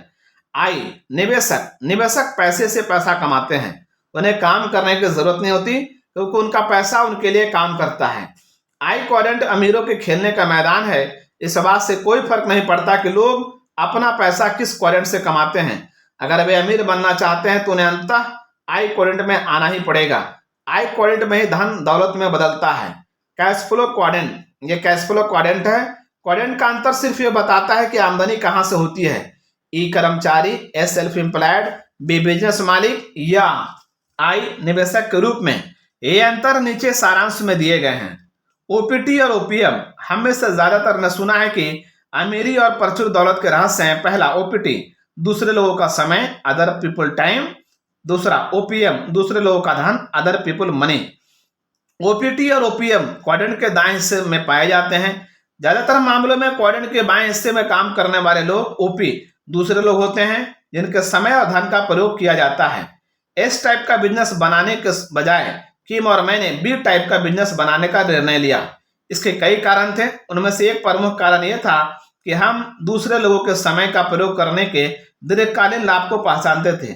सफल एस बनने का एक नुकसान यह है कि सफलता मिलने के बाद ज्यादा मेहनत करनी पड़ती है। दूसरे शब्दों में अच्छे काम का परिणाम यह होता है आप ज्यादा कड़ी मेहनत करते हैं और ज्यादा घंटे काम करते हैं। बी टाइप के बिजनेस में सफलता मिलने का परिणाम यह होता है सिस्टम का विस्तार होता है और अधिक लोगों को नौकरी पर रखा जाता है। दूसरे शब्दों में आप कम समय तक काम करते हैं, ज्यादा कमाई करते हैं और अधिक खाली समय का आनंद लेते हैं। इस पुस्तक का बाकी हिस्सा इन योग्यताओं और मानसिकता का वर्णन करता है जो क्वाड्रेंट के दाएं हिस्से के लिए आवश्यक है। मेरा अनुभव है दाएं हिस्से में सफल होने के लिए एक अलग मानसिकता और अलग तकनीकी योग्यताओं की जरूरत होती है। अगर लोग लचीले हों और अपने मानसिकता में परिवर्तन कर सकते हों तो मैं सोचता हूं कि अच्छी आर्थिक सुरक्षा या स्वतंत्रता हासिल करने की प्रक्रिया उन्हें आसान लगेगी। दूसरे लोगों के लिए यह प्रक्रिया बड़ी कठिन हो सकती है क्योंकि बहुत से लोग एक क्वाड्रेंट, एक मानसिकता में जकड़े रहते हैं। कम से कम आप ये जान जाएंगे कि कुछ लोग कम काम करने के बावजूद ज्यादा क्यों कमाते हैं, कम टैक्स क्यों देते हैं और आर्थिक रूप से दूसरों से ज्यादा सुरक्षित महसूस करते हैं।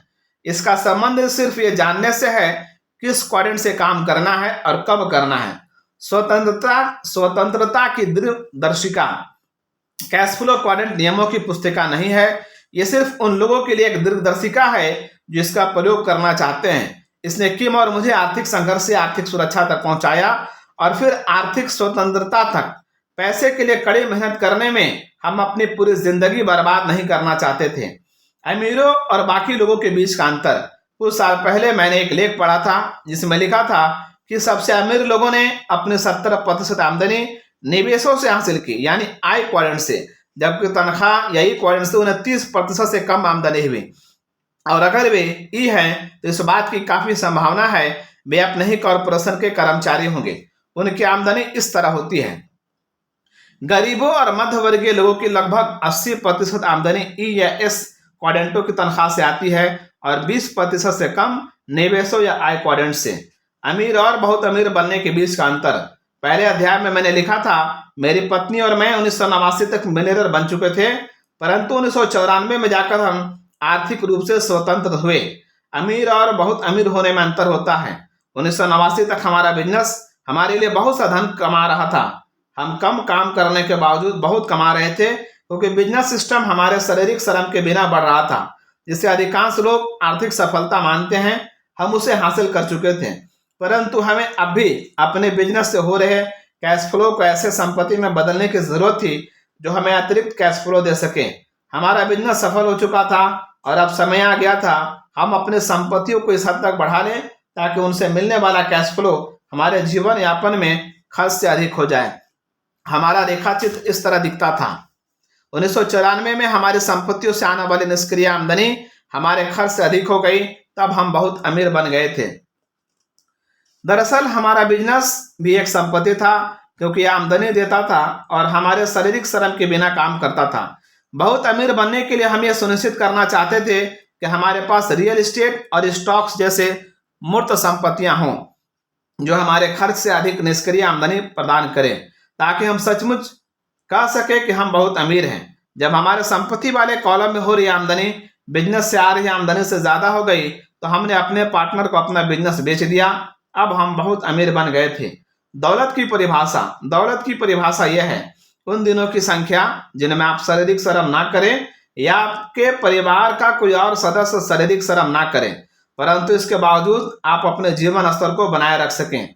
उदाहरण के लिए, अगर आपका मासिक खर्च $1000 प्रति माह है और अगर आपके पास $3000 की बचत है तो आपकी दौलत लगभग 3 महीने या 90 दिन होगी। दौलत का पैमाना धन नहीं बल्कि समय है। 1994 तक मेरी पत्नी और मैं अस्थायी रूप से दौलतमंद बन चुके थे, जब तक कि कोई बहुत बड़ा आर्थिक परिवर्तन ही ना हो जाए, क्योंकि हमारे निवेशों से हो रही आमदनी हमारे मासिक खर्च से अधिक थी। अंततः इससे फर्क नहीं पड़ता कि आप कितना धन कमाते हैं, फर्क तो इस बात से पड़ता है आप अपने पास कितना धन रख पाते हैं और कितनी ज्यादा देर तक वो धन आपके लिए काम करता है। हर दिन मैं बहुत से ऐसे लोगों से मिलता हूं जो बहुत सा धन कमाते हैं, परंतु उनका सारा पैसा खर्च वाले कॉलम से बाहर चला जाता है। उनका कैश फ्लो पैटर्न इस तरह दिखता है। जब भी वे थोड़ा ज्यादा पैसा कमा लेते हैं तो हर बार वे खरीदारी करने चले जाते हैं। वे अक्सर ज्यादा बड़ा मकान या नई कार खरीद लेते हैं। इसका परिणाम दीर्घकालीन कर्ज और ज्यादा कड़ी मेहनत होता है। संपत्ति वाले कॉलम में जाने के लिए कुछ बचता ही नहीं है। धन इतनी तेजी से बाहर जाता है जैसे उन्होंने आर्थिक जुलाब ले लिया हो। लाल लकीर वाली आर्थिक स्थिति। इंजन को लाल लकीर पर रखने के बारे में कारों की दुनिया में कहावत प्रचलित है। लाल लकीर का अर्थ यह है इंजन का आरपीएम। लाल लकीर यानी अधिकतम गति पर है जहां इंजन बिना फटे चल सकता है। व्यक्तिगत संपत्ति के क्षेत्र में ऐसे बहुत से लोग हैं, अमीर भी और गरीब भी, जो लगातार वित्तीय लाल लकीर के करीब काम करते हैं। वे जितनी तेजी से धन कमाते हैं उतने ही तेजी से खर्च कर देते हैं। आपकी कार के इंजन को लाल लकीर के पास चलाने में दिक्कत यह है कि इससे इंजन की उम्र कम हो जाती है। यही आपकी संपत्ति को लाल लकीर के पास चलाने के बारे में भी सही है। मेरे कुछ डॉक्टर मित्र कहते हैं वर्तमान युग की सबसे प्रमुख समस्या तनाव है, जो कड़ी मेहनत करने और पर्याप्त धन न होने के कारण उत्पन्न होता है। एक डॉक्टर का तो यह कहना है कि स्वास्थ्य संबंधी गड़बड़ियों का सबसे बड़ा कारण है पर्स का कैंसर। पैसा पैसे को खींचता है। चाहे लोग कितना ही ज्यादा पैसा कमाते हो, अंततः उन्हें अपना कुछ धन आई क्वाड्रेंट में रखना होगा। आई क्वाड्रेंट विशिष्ट रूप से इस विचार से संबंधित है कि पैसे पैसे को खींचता है। या ये विचार कि आपका पैसा इसलिए काम करता है ताकि आपको काम ना करना पड़े। बहरहाल ये जानना महत्वपूर्ण है कि निवेश करने के कई अन्य प्रकार हैं। निवेश करने प्रकार, लोग अपनी शिक्षा में निवेश करते हैं। पारंपरिक शिक्षा महत्वपूर्ण है क्योंकि शिक्षा जितनी बेहतर होगी, पैसा कमाने के आपके अवसर भी उतने ही बेहतर होंगे। अगर आप कॉलेज में 4 साल खर्च कर सकते हैं तो आप अपनी आमदनी कमाने की क्षमता $24,000 से $50,000 प्रति वर्ष या इससे भी अधिक बढ़ा सकते हैं। अगर हम ये मान लें कि औसत व्यक्ति सक्रिय रूप से काम करने में 40 साल या इससे अधिक समय बिताता है, तो 4 साल की कॉलेज की शिक्षा या इससे ऊंची शिक्षा उसके लिए बेहतरीन निवेश है। वफादारी और कड़ी मेहनत निवेश का एक अन्य प्रकार है। जैसे कंपनी या सरकार या आजीवन कर्मचारी, इसके बदले में अनुबंध के अनुसार व्यक्ति को आजीवन पेंशन का उपहार मिलता है। ये निवेश एक ऐसा प्रकार है जो औद्योगिक युग में लोकप्रिय था, परंतु सूचना युग में आने के बाद अब यह पुराना पड़ चुका है। बहुत से लोग बड़े परिवारों में निवेश करते हैं और बदले में उनके बच्चे बुढ़ापे में उनकी देखभाल करते हैं। इस प्रकार का निवेश अतीत में आम था। बहरहाल आर्थिक सीमाओं के कारण परिवारों के लिए अपने माता पिता के जीवन और दवाओं के खर्चे को झेलना आजकल दिनों दिन मुश्किल होता जा रहा है। एक अन्य प्रकार का निवेश है सरकारी रिटायरमेंट योजनाएं। जैसे अमेरिका में सामाजिक सुरक्षा और मेडिकेयर, ये योजनाएं अक्सर कानूनी रूप से बाध्यकारी होती हैं और इनके लिए अक्सर तनख्वाह में से कटौती कर ली जाती है। परंतु हो सकता है जनसंख्या और जीवन के खर्च में हुए भारी परिवर्तन के कारण ये योजनाएं अपने कुछ वायदों को ना निभा पाएं। रिटायरमेंट का एक और स्वतंत्र निवेश वाहन व्यक्तिगत रिटायरमेंट योजना है। अक्सर संघीय सरकार इस तरह की योजनाओं में शामिल होने के लिए नियोक्ता और कर्मचारी दोनों को टैक्स में छूट देती हैं। निवेशों से प्राप्त आमदनी, हालांकि उपयुक्त सभी निवेश के ही प्रकार हैं, परंतु आय क्वाड्रेंट उन निवेशों पर ध्यान केंद्रित करता है जो आपके सक्रिय वर्षों के दौरान नियमित रूप से आय प्रदान करते हैं। इसलिए आय क्वाड्रेंट का व्यक्ति बनने के लिए आप उन्हीं मानदंडों का प्रयोग करें जो बाकी सभी क्वाड्रेंटों में प्रयुक्त होते हैं। क्या आप अपने वर्तमान आमदनी आय क्वाड्रेंट से प्राप्त करते हैं? दूसरे शब्दों में, क्या आपका धन आपके लिए काम कर रहा है और आपको वर्तमान में आमदनी दे रहा है? आइए उस व्यक्ति को देखें जो निवेश के रूप में मकान खरीदता है और इसे किराए पर उठा देता है। अगर वसूल किया जाने वाला किराया मकान पर होने वाले खर्च से अधिक है तो इससे मिलने वाली आमदनी आय क्वाड्रेंट से आ रही है। यही उन लोगों के बारे में सही है जिनकी आमदनी बचत पर ब्याज या स्टॉक्स और बॉन्ड्स पर डिविडेंड से प्राप्त होती है। आय क्वाड्रेंट में आने का पैमाना यह है, आप इसमें काम किए बिना इस क्वाड्रेंट में कितनी आमदनी हासिल करते हैं। क्या मेरा रिटायरमेंट अकाउंट एक प्रकार का निवेश है? रिटायरमेंट अकाउंट में नियमित रूप से पैसा जमा करना निवेश का एक प्रकार है और ऐसा करना समझदारी है। हम में से ज्यादातर लोग तब निवेशक कहलाना चाहते हैं जब हमारे काम करने के दिन पूरे हो जाएं, परंतु इस पुस्तक में आय क्वाड्रेंट उस व्यक्ति का प्रतिनिधित्व करता है जिसे काम करने के लिए वर्षों के दौरान ही निवेशों से आमदनी होती है। सच तो यह है, ज्यादातर लोग रिटायरमेंट अकाउंट में निवेश नहीं कर रहे हैं। वे तो इस आशा में अपने रिटायरमेंट अकाउंट में पैसे बचा रहे हैं, जब रिटायर होंगे तो उन्हें जितना जमा किया है उससे ज्यादा बाहर निकलेगा। ज्यादातर लोग अपने रिटायरमेंट अकाउंट में धन बचाते हैं, जबकि कुछ लोग निवेश के द्वारा अपने धन का सक्रिय प्रयोग करके अधिक आमदनी कमाते हैं। इन दोनों तरह के लोगों में अंतर होता है। क्या स्टॉक ब्रोकर निवेशक है?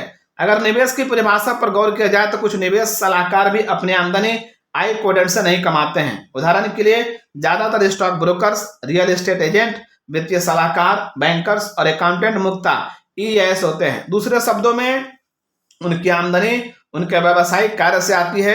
ये जरूरी नहीं है कि उनकी आमदनी उनके स्वामित्व या संपत्तियों से प्राप्त होती है।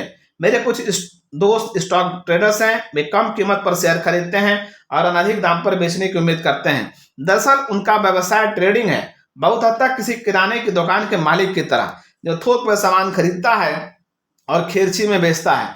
इन लोगों को धन कमाने के लिए शारीरिक रूप से कुछ श्रम करना पड़ता है, इसलिए वह आय क्वाड्रेंट के बजाय इस क्वाड्रेंट में अधिक उपयुक्त होंगे। क्या ये सब लोग निवेशक बन सकते हैं? जवाब है हाँ, परंतु ये अंतर जानना महत्वपूर्ण है कि जो व्यक्ति कमीशन पर या प्रति घंटे सलाह बेचकर धन कमाता है, तनख्वाह के लिए सलाह देता है या कम कीमत पर खरीदकर अधिक कीमत पर बेचने की कोशिश करता है, उसमें और उस व्यक्ति में अंतर होता है जो अच्छे निवेशों को भांप कर और उन्हें तैयार करके धन कमाता है। आपके सलाहकार कितने अच्छे हैं, यह पता लगाने का एक तरीका यह है, उनसे पूछे उनकी कितनी प्रतिशत आमदनी कमीशन या फीस से होती है। इसके बाद उनसे ये पूछें उनकी निष्क्रिय आमदनी कितने प्रतिशत है, यानी उन्हें निवेशों से कितना फायदा होता है। मेरे कुछ CPA मित्र हैं जो ग्राहकों का नाम लिए बिना मुझे बताते हैं कई प्रोफेशनल निवेश सलाहकारों के निवेशों से आमदनी ना के बराबर होती है। दूसरे शब्दों में, जो वे दूसरों को सिखाते हैं उसे वे खुद नहीं करते हैं। आय क्वाड्रेंट से आमदनी के लाभ। इस तरह के आय क्वाड्रेंट से आमदनी कमाने वाले लोगों की मूलभूत पहचान यह है कि वे अपने पैसे से अधिक पैसा कमाने पर ध्यान केंद्रित करते हैं। अगर वे ये काम अच्छी तरह से करते हैं तो उनका पैसा उनके और उनके परिवार के लिए सदियों तक काम कर सकता है। ये जानने का स्पष्ट लाभ है कि पैसे से पैसा कैसे कमाया जा सकता है। एक लाभ तो यह है, इसके बाद हर रोज सुबह उठकर काम पर जाने की जरूरत नहीं होती। इसके अलावा कई टैक्स लाभ भी हैं जो उन लोगों को नहीं मिलते जिन्हें अपने धन के लिए काम करना पड़ता है। अमीरों के और अमीर बनने का एक कारण यह है, कई बार तो करोड़ों रुपए कमाने के बावजूद उस धन पर उन्हें कानूनी रूप से कोई टैक्स नहीं देना पड़ता। ऐसा इसलिए क्योंकि वे अपना धन आय के कॉलम से नहीं बल्कि संपत्ति के कॉलम से कमाते हैं। वे कर्मचारी के रूप में नहीं बल्कि निवेशक के रूप में धन कमाते हैं। जो लोग धन के लिए काम करते हैं उन पर न सिर्फ अक्सर ज्यादा ऊंची दरों से टैक्स लगता है बल्कि टैक्स उनके वेतन से ही कट जाता है और वे अपनी आमदनी के उस हिस्से को कभी देख भी नहीं पाते हैं। अधिक लोग निवेशक क्यों नहीं हैं? आय क्वाड्रेंट कम काम करने, अधिक धन कमाने और कम टैक्स चुकाने वाले लोगों का क्वाड्रेंट है। तो फिर अधिक लोग निवेशक क्यों नहीं हैं? उसी वजह से जिस वजह से ज्यादातर लोग अपना खुद का बिजनेस शुरू नहीं करते हैं। इसका सारांश एक ही शब्द में दिया जा सकता है, जोखिम। ज्यादातर लोग इस विचार को पसंद नहीं करते हैं कि वे अपनी मेहनत से कमाए गए पैसों को कहीं डाल दें और वो लौट कर वापस ना आए। बहुत से लोग पैसे गंवाने से इतना डरते हैं कि वे निवेश ना करने या धन संबंधी किसी तरह का जोखिम ना लेने का विकल्प चुनते हैं, भले बदले में उन्हें कितना ही अधिक धन मिल सकता हो। हॉलीवुड की एक मशहूर हस्ती ने एक बार कहा था, मैं निवेश पर मिलने वाले ब्याज के बारे में चिंतित नहीं हूं, मैं तो निवेश यानी मूलधन के वापस लौटने के बारे में चिंतित हूं। धन गंवाने का जोखिम निवेशकों को 4 बड़ी श्रेणियों में विभाजित करता है। पहला, जो जोखिम विरोधी हैं, जो खेल को सुरक्षित तरीके से खेलते हैं और अपने पैसों को बैंक में रखते हैं। दूसरा, जो निवेश करने के काम किसी और को सौंप देते हैं, जैसे किसी आर्थिक सलाहकार या म्यूचुअल फंड मैनेजर को। तीसरा, जुआरी। चौथा, निवेशक। जुआरी और निवेशक के बीच अंतर होता है। जुआरी के लिए निवेश किस्मत का खेल है, निवेशक के लिए निवेश करना योग्यता का खेल है। और जो लोग किसी दूसरे को निवेश करने के लिए अपना धन सौंप देते हैं, उनके लिए निवेश अक्सर एक ऐसा खेल होता है जिसे वे सीखना नहीं चाहते। इन लोगों के लिए महत्वपूर्ण बात यह होती है कि वे अपना आर्थिक सलाहकार सावधानी से चुनें। आने वाले अध्याय में यह पुस्तक निवेशकों के 7 स्तरों का विस्तार से वर्णन करेगी। इस विषय पर अधिक प्रकाश डालेंगे। जोखिम लगभग शून्य हो सकता है। निवेश के बारे में अच्छी खबर यह है, जोखिम को काफी हद तक कम किया जा सकता है, यहां तक कि खत्म भी किया जा सकता है। और इसके बावजूद आपको अपने धन पर काफी धन मिल रहा है, बशर्ते आप खेल को खेलना जानते हो। सच्चे निवेशक को यह शब्द कहते सुना जाएगा, कितनी जल्द मुझे अपना धन वापस मिलेगा। मूलधन वापस मिल जाने के बाद मुझे बाकी जीवन में अपने निवेश से कितनी आमदनी होती रहेगी। सच्चा निवेशक हमेशा यह जानना चाहता है कि उसे अपना मूलधन कितने जल्दी वापस मिलेगा। जिन लोगों का रिटायरमेंट अकाउंट होता है, उन्हें जानने के लिए बरसों इंतजार करना पड़ता है कि उन्हें उनका धन कभी वापस मिलेगा भी या नहीं। यह प्रोफेशनल निवेशक और रिटायरमेंट के लिए पैसे अलग रखने वाले व्यक्ति में सबसे बड़ा अंतर है। पैसे गंवाने का डर अधिकांश लोगों को सुरक्षा खोजने के लिए प्रेरित करता है। बहरहाल, आय क्वाड्रेंट उतना जोखिम भरा नहीं है जितना अधिकांश लोग सोचते हैं। आय क्वाड्रेंट भी उन क्वाड्रेंटों की तरह ही होता है। इसकी अपनी योग्यताएं और मानसिकता होती है। आय क्वाड्रेंट में सफल होने की योग्यताएं सीखी जा सकती है, बशर्ते आप उन्हें सीखने में कुछ समय लगाने के इच्छुक हों। एक नया युग शुरू होता है। 1989 में बर्लिन की दीवार गिर गई। दुनिया के इतिहास में सबसे महत्वपूर्ण घटनाओं में से एक थी। ये साम्यवाद की असफलता का सूचक थी, परंतु मेरे विचार से ये इससे भी अधिक महत्वपूर्ण थी। यह घटना औद्योगिक युग की आधिकारिक समाप्ति और सूचना युग की शुरुआत का संकेत थी। औद्योगिक युग की पेंशन योजनाओं और सूचना युग की पेंशन योजनाओं के बीच का अंतर। 1492 में कोलंबस की समुद्री यात्रा लगभग औद्योगिक युग की शुरुआत से आसपास हुई। 1989 में बर्लिन की दीवार का ढहना एक ऐसी घटना थी जिसने उस युग में के अंत का संकेत दिया। ऐसा लगता है आधुनिक इतिहास में हर 500 साल बाद महान आमूल-चूल परिवर्तन घटित होते हैं। हम इस समय एक ऐसे ही दौर में हैं। यह परिवर्तन करोड़ों लोगों की आर्थिक सुरक्षा को पहले ही खतरे में डाल चुका है। हालांकि उनमें से अधिकांश लोग अब भी उस परिवर्तन के आर्थिक प्रभाव के बारे में नहीं जानते और उनमें से कई उसे नहीं झेल सकते। ये परिवर्तन औद्योगिक युग की पेंशन योजना और सूचना युग की पेंशन योजना के बीच का अंतर है। जब मैं बच्चा था तो मेरे अमीर डैडी मुझे प्रोत्साहित करते थे मैं अपने धन का जोखिम लूं और निवेश करना सीखूं। वे हमेशा कहा करते थे, अगर तुम अमीर बनना चाहते हो तो तुम्हें सीखने की जरूरत है कि जोखिम कैसे लिया जाए, निवेशक बनना सीखो। घर पर मैंने अपने शिक्षित डैडी को अपने अमीर डैडी के सुझाव के बारे में बताया कि हमें निवेश करना और जोखिम को मैनेज करना सीखना चाहिए। मेरे शिक्षित डैडी ने जवाब दिया, मुझे यह सीखने की कोई जरूरत नहीं है, निवेश कैसे किया जाए, मेरे पास सरकारी पेंशन योजना है, टीचर्स यूनियन की पेंशन है और गारंटी शुदा सामाजिक सुरक्षा लाभ है, तो फिर अपने धन का जोखिम क्यों लिया जाए। मेरे शिक्षित डैडी औद्योगिक युग की पेंशन योजनाओं जैसे सरकारी कर्मचारी पेंशनों और सामाजिक सुरक्षा में विश्वास करते थे। जब मैंने यूएस मैरीन कॉर्प्स में अपना नाम लिखवाया तो वे खुश हुए। इस बात पर चिंतित होने के बजाय कि वियतनाम में मेरी जान जा सकती है, वे बोले 20 साल तक इसी में बने रहो और तुम्हें जीवन भर के लिए पेंशन और मेडिकल लाभ मिलेंगे। हालांकि इनका अब भी प्रयोग होता है, परंतु इस तरह की पेंशन योजनाएं अब प्रचलन से बाहर हो चुकी है। ये विचार कि कंपनी आपको रिटायरमेंट के लिए आर्थिक रूप से जिम्मेदार है और सरकार पेंशन योजनाओं के द्वारा आपके रिटायरमेंट के बाद की जरूरतों को पूरा करेगी, एक पुराना विचार है और अब तर्क संगत नहीं रह गया है। लोगों को निवेशक बनने की जरूरत है। जब हम सुनिश्चित लाभ वाली पेंशन योजनाओं डिफाइंड बेनिफिट पेंशन प्लान्स से आगे बढ़ते हैं, यानी औद्योगिक युग की रिटायरमेंट योजनाओं से निकलकर सूचना युग की पेंशन योजनाओं यानी सुनिश्चित योगदान वाली पेंशन योजनाओं पर आते हैं, तो इसका परिणाम ये होता है कि व्यक्ति के रूप में अब आप खुद के लिए आर्थिक रूप से पूरी तरह जिम्मेदार हैं। बहुत कम लोगों ने इस परिवर्तन पर गौर किया होगा। औद्योगिक युग की पेंशन योजना। औद्योगिक युग में सुनिश्चित लाभ की पेंशन योजना का मतलब यह था कि कंपनी आपको यानी कर्मचारी को गारंटी देती थी कि जब तक आप जिंदा रहेंगे तब तक आपको एक निश्चित धनराशि आमतौर पर हर महीने मिलती रहेगी। लोग इसलिए सुरक्षित महसूस करते थे क्योंकि ये योजनाएं अस्थायी आमदनी प्रदान करती थी। सूचना युग की पेंशन योजना। किसी ने इस सौदे को बदल दिया और अचानक कंपनियां ने रिटायर होने के बाद आर्थिक सुरक्षा की गारंटी देना बंद कर दिया। इसके बजाय कंपनियां सुनिश्चित योगदान वाली रिटायरमेंट योजनाएं लागू करने लगी। सुनिश्चित योगदान का अर्थ है कि आपको सिर्फ वही वापस मिलेगा जो आपने और आपकी कंपनी ने आपके रिटायर होने से पहले जमा किया था। दूसरे शब्दों में आपकी पेंशन सिर्फ आपके योगदान से तय होती है। अगर आपने और आपकी कंपनी ने इसमें कोई पैसा नहीं डाला है तो आपको रिटायरमेंट के बाद कोई पैसा नहीं मिलेगा। अच्छी खबर यह है, सूचना युग में आयु बढ़ जाएगी। बुरी खबर यह है, आप तो जिंदा रहेंगे परंतु आपकी पेंशन मर जाएगी। जोखिम भरी पेंशन योजनाएं। और इससे भी बुरी बात यह है कि आपने और आपके नियोक्ता ने योजनाओं में भले ही पैसा डाला हो, पर इस बात की अब कोई गारंटी नहीं है जब आप इसे वापस निकालने का हौसला करेंगे तब तक पैसा वहां बचेगा। ऐसा इसलिए है क्योंकि 401 और सुपर एनुशन जैसी योजनाएं बाजार की शक्तियों के अधीन होती है। दूसरे शब्दों में आपके पास इस खाते में एक दिन 10 लाख डॉलर हो सकते हैं, परंतु अगर स्टॉक मार्केट क्रैश हो जाता है जैसा कि कभी कभार होता है तो आपको 10 लाख डॉलर आधे हो सकते हैं या पूरी तरह साफ भी हो सकते हैं। आजीवन आमदनी की गारंटी जा चुकी है और जिन लोगों के पास ये योजनाएं होती हैं उनमें से कितनों को यह एहसास है कि वास्तव में इसका क्या मतलब है। इसका मतलब ये हो सकता है कि जो लोग 65 की उम्र में रिटायर होते हैं और अपने सुनिश्चित योगदान वाली पेंशन योजना पर जीना शुरू कर देते हैं, उनका पैसा 75 वर्ष की उम्र तक पहुंचते पहुंचते खत्म हो जाए। फिर वे क्या करेंगे?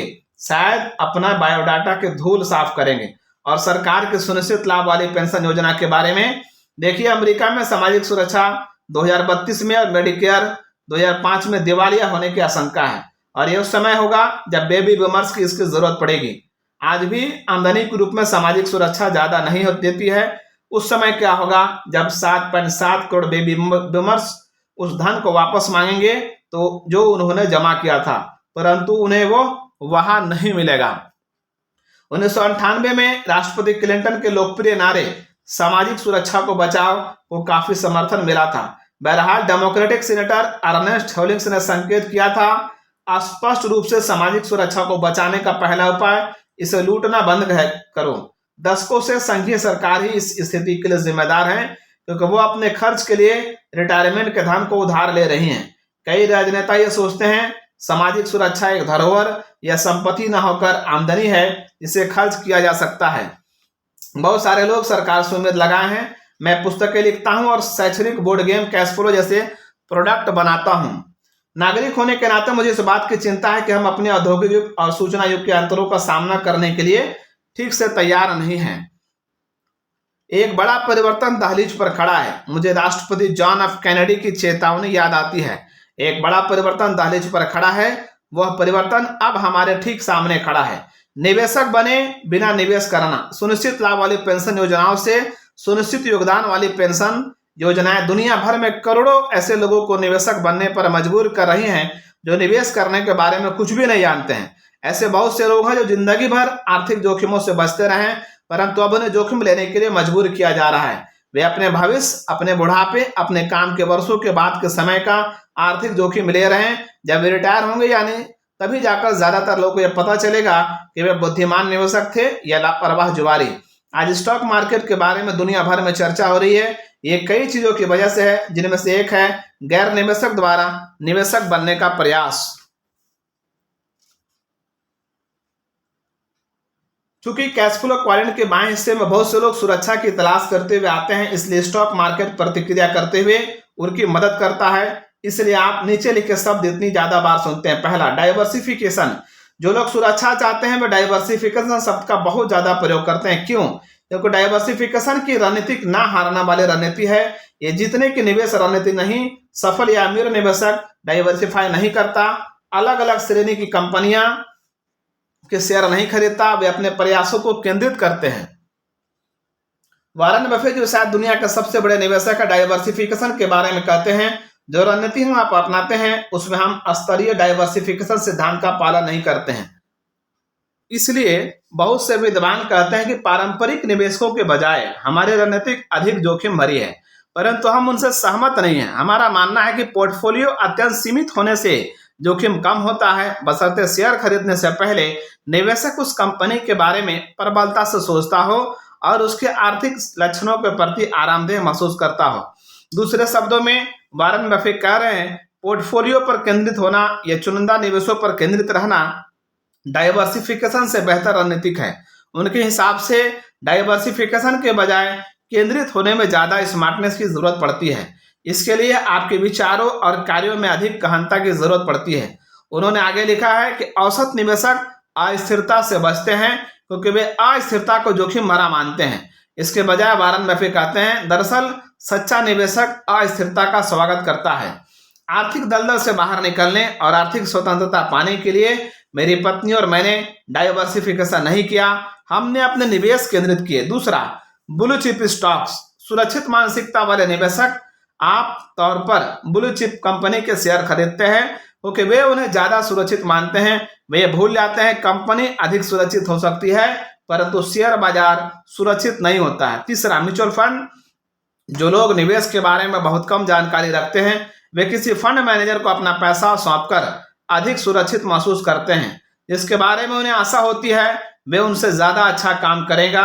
जो लोग प्रोफेशनल निवेशक बनना ही नहीं चाहते हैं उनके लिए वो एक स्मार्ट रणनीति है। समस्या यह है रणनीति तो स्मार्ट है परंतु इसका यह अर्थ नहीं है कि म्यूचुअल फंड में जोखिम कम होता है। सच तो यह है कि अगर स्टॉक मार्केट गिरता है तो हम म्यूचुअल फंड मेल्ट डाउन देख सकते हैं जो उतनी ही भीषण विपत्ति होती है जितनी 1610 में हुई थी। ट्यूलपोमेनिया की दुर्घटना 1620 में, साउथ सी बबल का मेल्ट डाउन और 1990 में जंग बाउंड का बम विस्फोट। आज बाजार ऐसे करोड़ों लोगों से भरा पड़ा है जिनकी मूलभूत मानसिकता सुरक्षा की है, परंतु बदलती हुई अर्थव्यवस्था उन्हें कैश फ्लो क्वाड्रेंट के बाएं सिरे से दाएं सिरे में आने के लिए मजबूर कर रही है, जहां इस तरह की सुरक्षा का दरअसल कोई अस्तित्व ही नहीं है। बहुत से लोग सोचते हैं कि उन्हें पेंशन योजनाएं सुरक्षित हैं, दरअसल वे सुरक्षित नहीं है, इसलिए चिंता का विषय है। अगर स्टॉक मार्केट धड़ाम से गिरता है या बड़ी मंदी आती है तो उनकी योजनाएं साफ हो सकती हैं। उनकी रिटायरमेंट योजनाएं उतनी सुरक्षित नहीं है जितनी कि उनके माता पिताओं की थी। आने वाली बड़ी आर्थिक उथल पुथल एक बड़ी आर्थिक उथल पुथल के लिए मंच तैयार हो चुका है। इस तरह की उथल पुथल हमेशा किसी पुराने युग के अंत और नए युग की शुरुआत के समय हमेशा होती आई है। हर युग की समाप्ति पर कुछ लोग आगे बढ़ जाते हैं, जबकि बाकी लोग अतीत के विचारों में उलझे रहते हैं।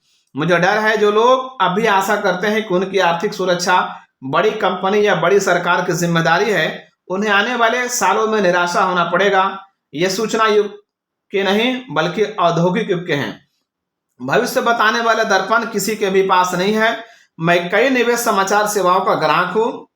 हर सलाहकार अलग अलग बात कहता है। कुछ कहते हैं निकट भविष्य उज्जवल है, कुछ कहते हैं मार्केट गिरने ही वाला है और बड़ी मंदी सामने वाले मोड़ पर खड़ी है। तटस्थ बने रहने के लिए मैं दोनों पक्षों की बात सुनता हूं, क्योंकि दोनों तरफ अच्छे तर्क होते हैं। मैं जो रास्ता अपनाता हूं वह भविष्य वक्ता का अभिनय करना नहीं है या भविष्यवाणी करने का प्रयास भी नहीं है। इसके बजाय मैं बी और आई दोनों ही क्वाड्रेंटों में शिक्षित बने रहने के लिए मेहनत करता हूं और चाहे जो हो उसके लिए तैयार रहता हूं। जो व्यक्ति तैयार होता है वो समृद्ध होता है, भले ही अर्थव्यवस्था किसी भी दिशा में जाए और कभी भी जाए। अगर इतिहास सही सूचक है तो जो व्यक्ति 75 साल की उम्र तक जी चुका है उसे एक मंदी और 2 बड़े रिसेशन से गुजरना पड़ता है। मेरे माता पिता ने मंदी झेली थी, परंतु बेबी बूमर्स ने नहीं झेली है अब तक, और पिछली मंदी को आए 60 साल से ज्यादा समय हो चुका है। आज हम सबको सिर्फ नौकरी की सुरक्षा के बारे में चिंतित होने की जरूरत नहीं है, हमें इसके अलावा कई अन्य चीजों के बारे में चिंतित होने की जरूरत है। मैं सोचता हूं हमें अपने खुद के दीर्घकालीन आर्थिक सुरक्षा के बारे में भी चिंतित होने की जरूरत है और उस जिम्मेदारी को कंपनी या सरकार के भरोसे छोड़ने की कतई जरूरत नहीं है। आधिकारिक रूप से समय तब बदल गया जब कंपनियों ने कहा कि वे आपके रिटायरमेंट के बाद की जिंदगी के लिए जिम्मेदार नहीं है।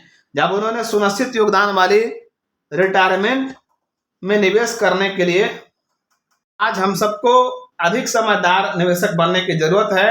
हम सबको बाजार के उतार चढ़ावों और परिवर्तनों के बारे में निरंतर जागरूक रहने की जरूरत है।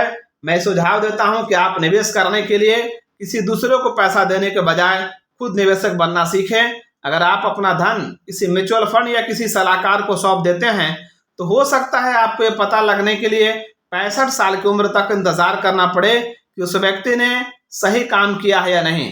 अगर उन्होंने सही काम नहीं किया है तो हो सकता है आपको जिंदगी भर काम करते रहना पड़े। लाखों लोगों को यही करना पड़ेगा, क्योंकि तब तक निवेश करने या निवेश करना सीखने के लिए बहुत देर हो चुकी होगी। जोखिम का प्रबंधन करना सीखें। कम जोखिम के साथ अधिक लाभ वाले सौदों में निवेश करना संभव है। आपको बस ये सीखना है कि ऐसा कैसे किया जाता है। ये कठिन नहीं है, दरअसल ये बहुत हद तक साइकिल चलाना सीखने की तरह है। शुरुआत में आप गिर सकते हैं, परंतु कुछ समय बाद गिरना बंद हो जाता है और निवेश करने की आदत पड़ जाती है। ठीक उसी तरह जिस तरह हम में से ज्यादातर लोगों को साइकिल चलाने की आदत पड़ जाती है। कैश फ्लो क्वाड्रेंट के बाएं हिस्से के साथ समस्या यह है कि अधिकांश लोग आर्थिक जोखिम से बचने के लिए वहां जाते हैं। मेरा सुझाव यह है, जोखिम से बचने के बजाय आप ये सीखें कि आर्थिक जोखिम का प्रबंधन किस तरह किया जाए। जोखिम लेना, जो लोग जोखिम लेते हैं वे दुनिया को बदल देते हैं। बहुत कम लोग जोखिम लेने के बिना अमीर बन पाते हैं। आज बहुत ज्यादा लोग जीवन के जोखिमों को खत्म करने के लिए सरकार पर निर्भर हो चुके हैं। सूचना युग की शुरुआत उस तरह की बड़ी सरकार का अंत है जिसे हम जानते हैं। बड़ी सरकार अब बहुत ज्यादा खर्चीली हो चुकी है। दुर्भाग्य से दुनिया भर के जो करोड़ों लोग जीवन भर के लिए गारंटियों और पेंशन के विचार पर निर्भर हो चुके हैं, वे आर्थिक रूप से पीछे छूट जाएंगे। सूचना युग का अर्थ यह है कि हम आप सबको अधिक आत्मनिर्भर बनने और बड़े होने की जरूरत है। मेहनत से पढ़ो और सुरक्षित नौकरी ढूंढो। औद्योगिक युग का विचार है, हम अब उस युग में नहीं हैं। समय बदल रहा है। समस्या यह है कई लोगों के विचार नहीं बदले हैं। वे अभी सोचते हैं उन्हें कुछ मिलने की गारंटी है। कई लोग अभी सोचते हैं कि आई क्वाड्रेंट उनकी जिम्मेदारी नहीं है। उन्हें लगता है जब उनके काम करने के दिन खत्म हो जाएंगे तो सरकार या बड़ी कंपनी या लेबर यूनियन या उनका म्यूचुअल फंड या उनका परिवार उनकी देखभाल करेगा। उनके लिए मैं आशा करता हूं वे सही हो। ऐसे लोगों को यह पुस्तक आगे पढ़ने की कोई जरूरत नहीं है। मुझे लोगों की चिंता है जो निवेशक बनने की जरूरत को समझते हैं। जो चिंता ने मुझे कैश फ्लो क्वाड्रेंट लिखने के लिए प्रेरित किया, ये उन लोगों की मदद करने के लिए लिखी गई है जो क्वाड्रेंट के बाएं हिस्से से दाएं हिस्से में आने की कदम बढ़ाना चाहते हैं, परंतु ये नहीं जानते कि शुरुआत कहां से की जाए। कोई भी व्यक्ति सही योग्यताओं और संकल्प के साथ कदम बढ़ा सकता है। अगर आप पहले ही आर्थिक स्वतंत्रता पा चुके हैं तो मैं आपको बधाई देता हूं।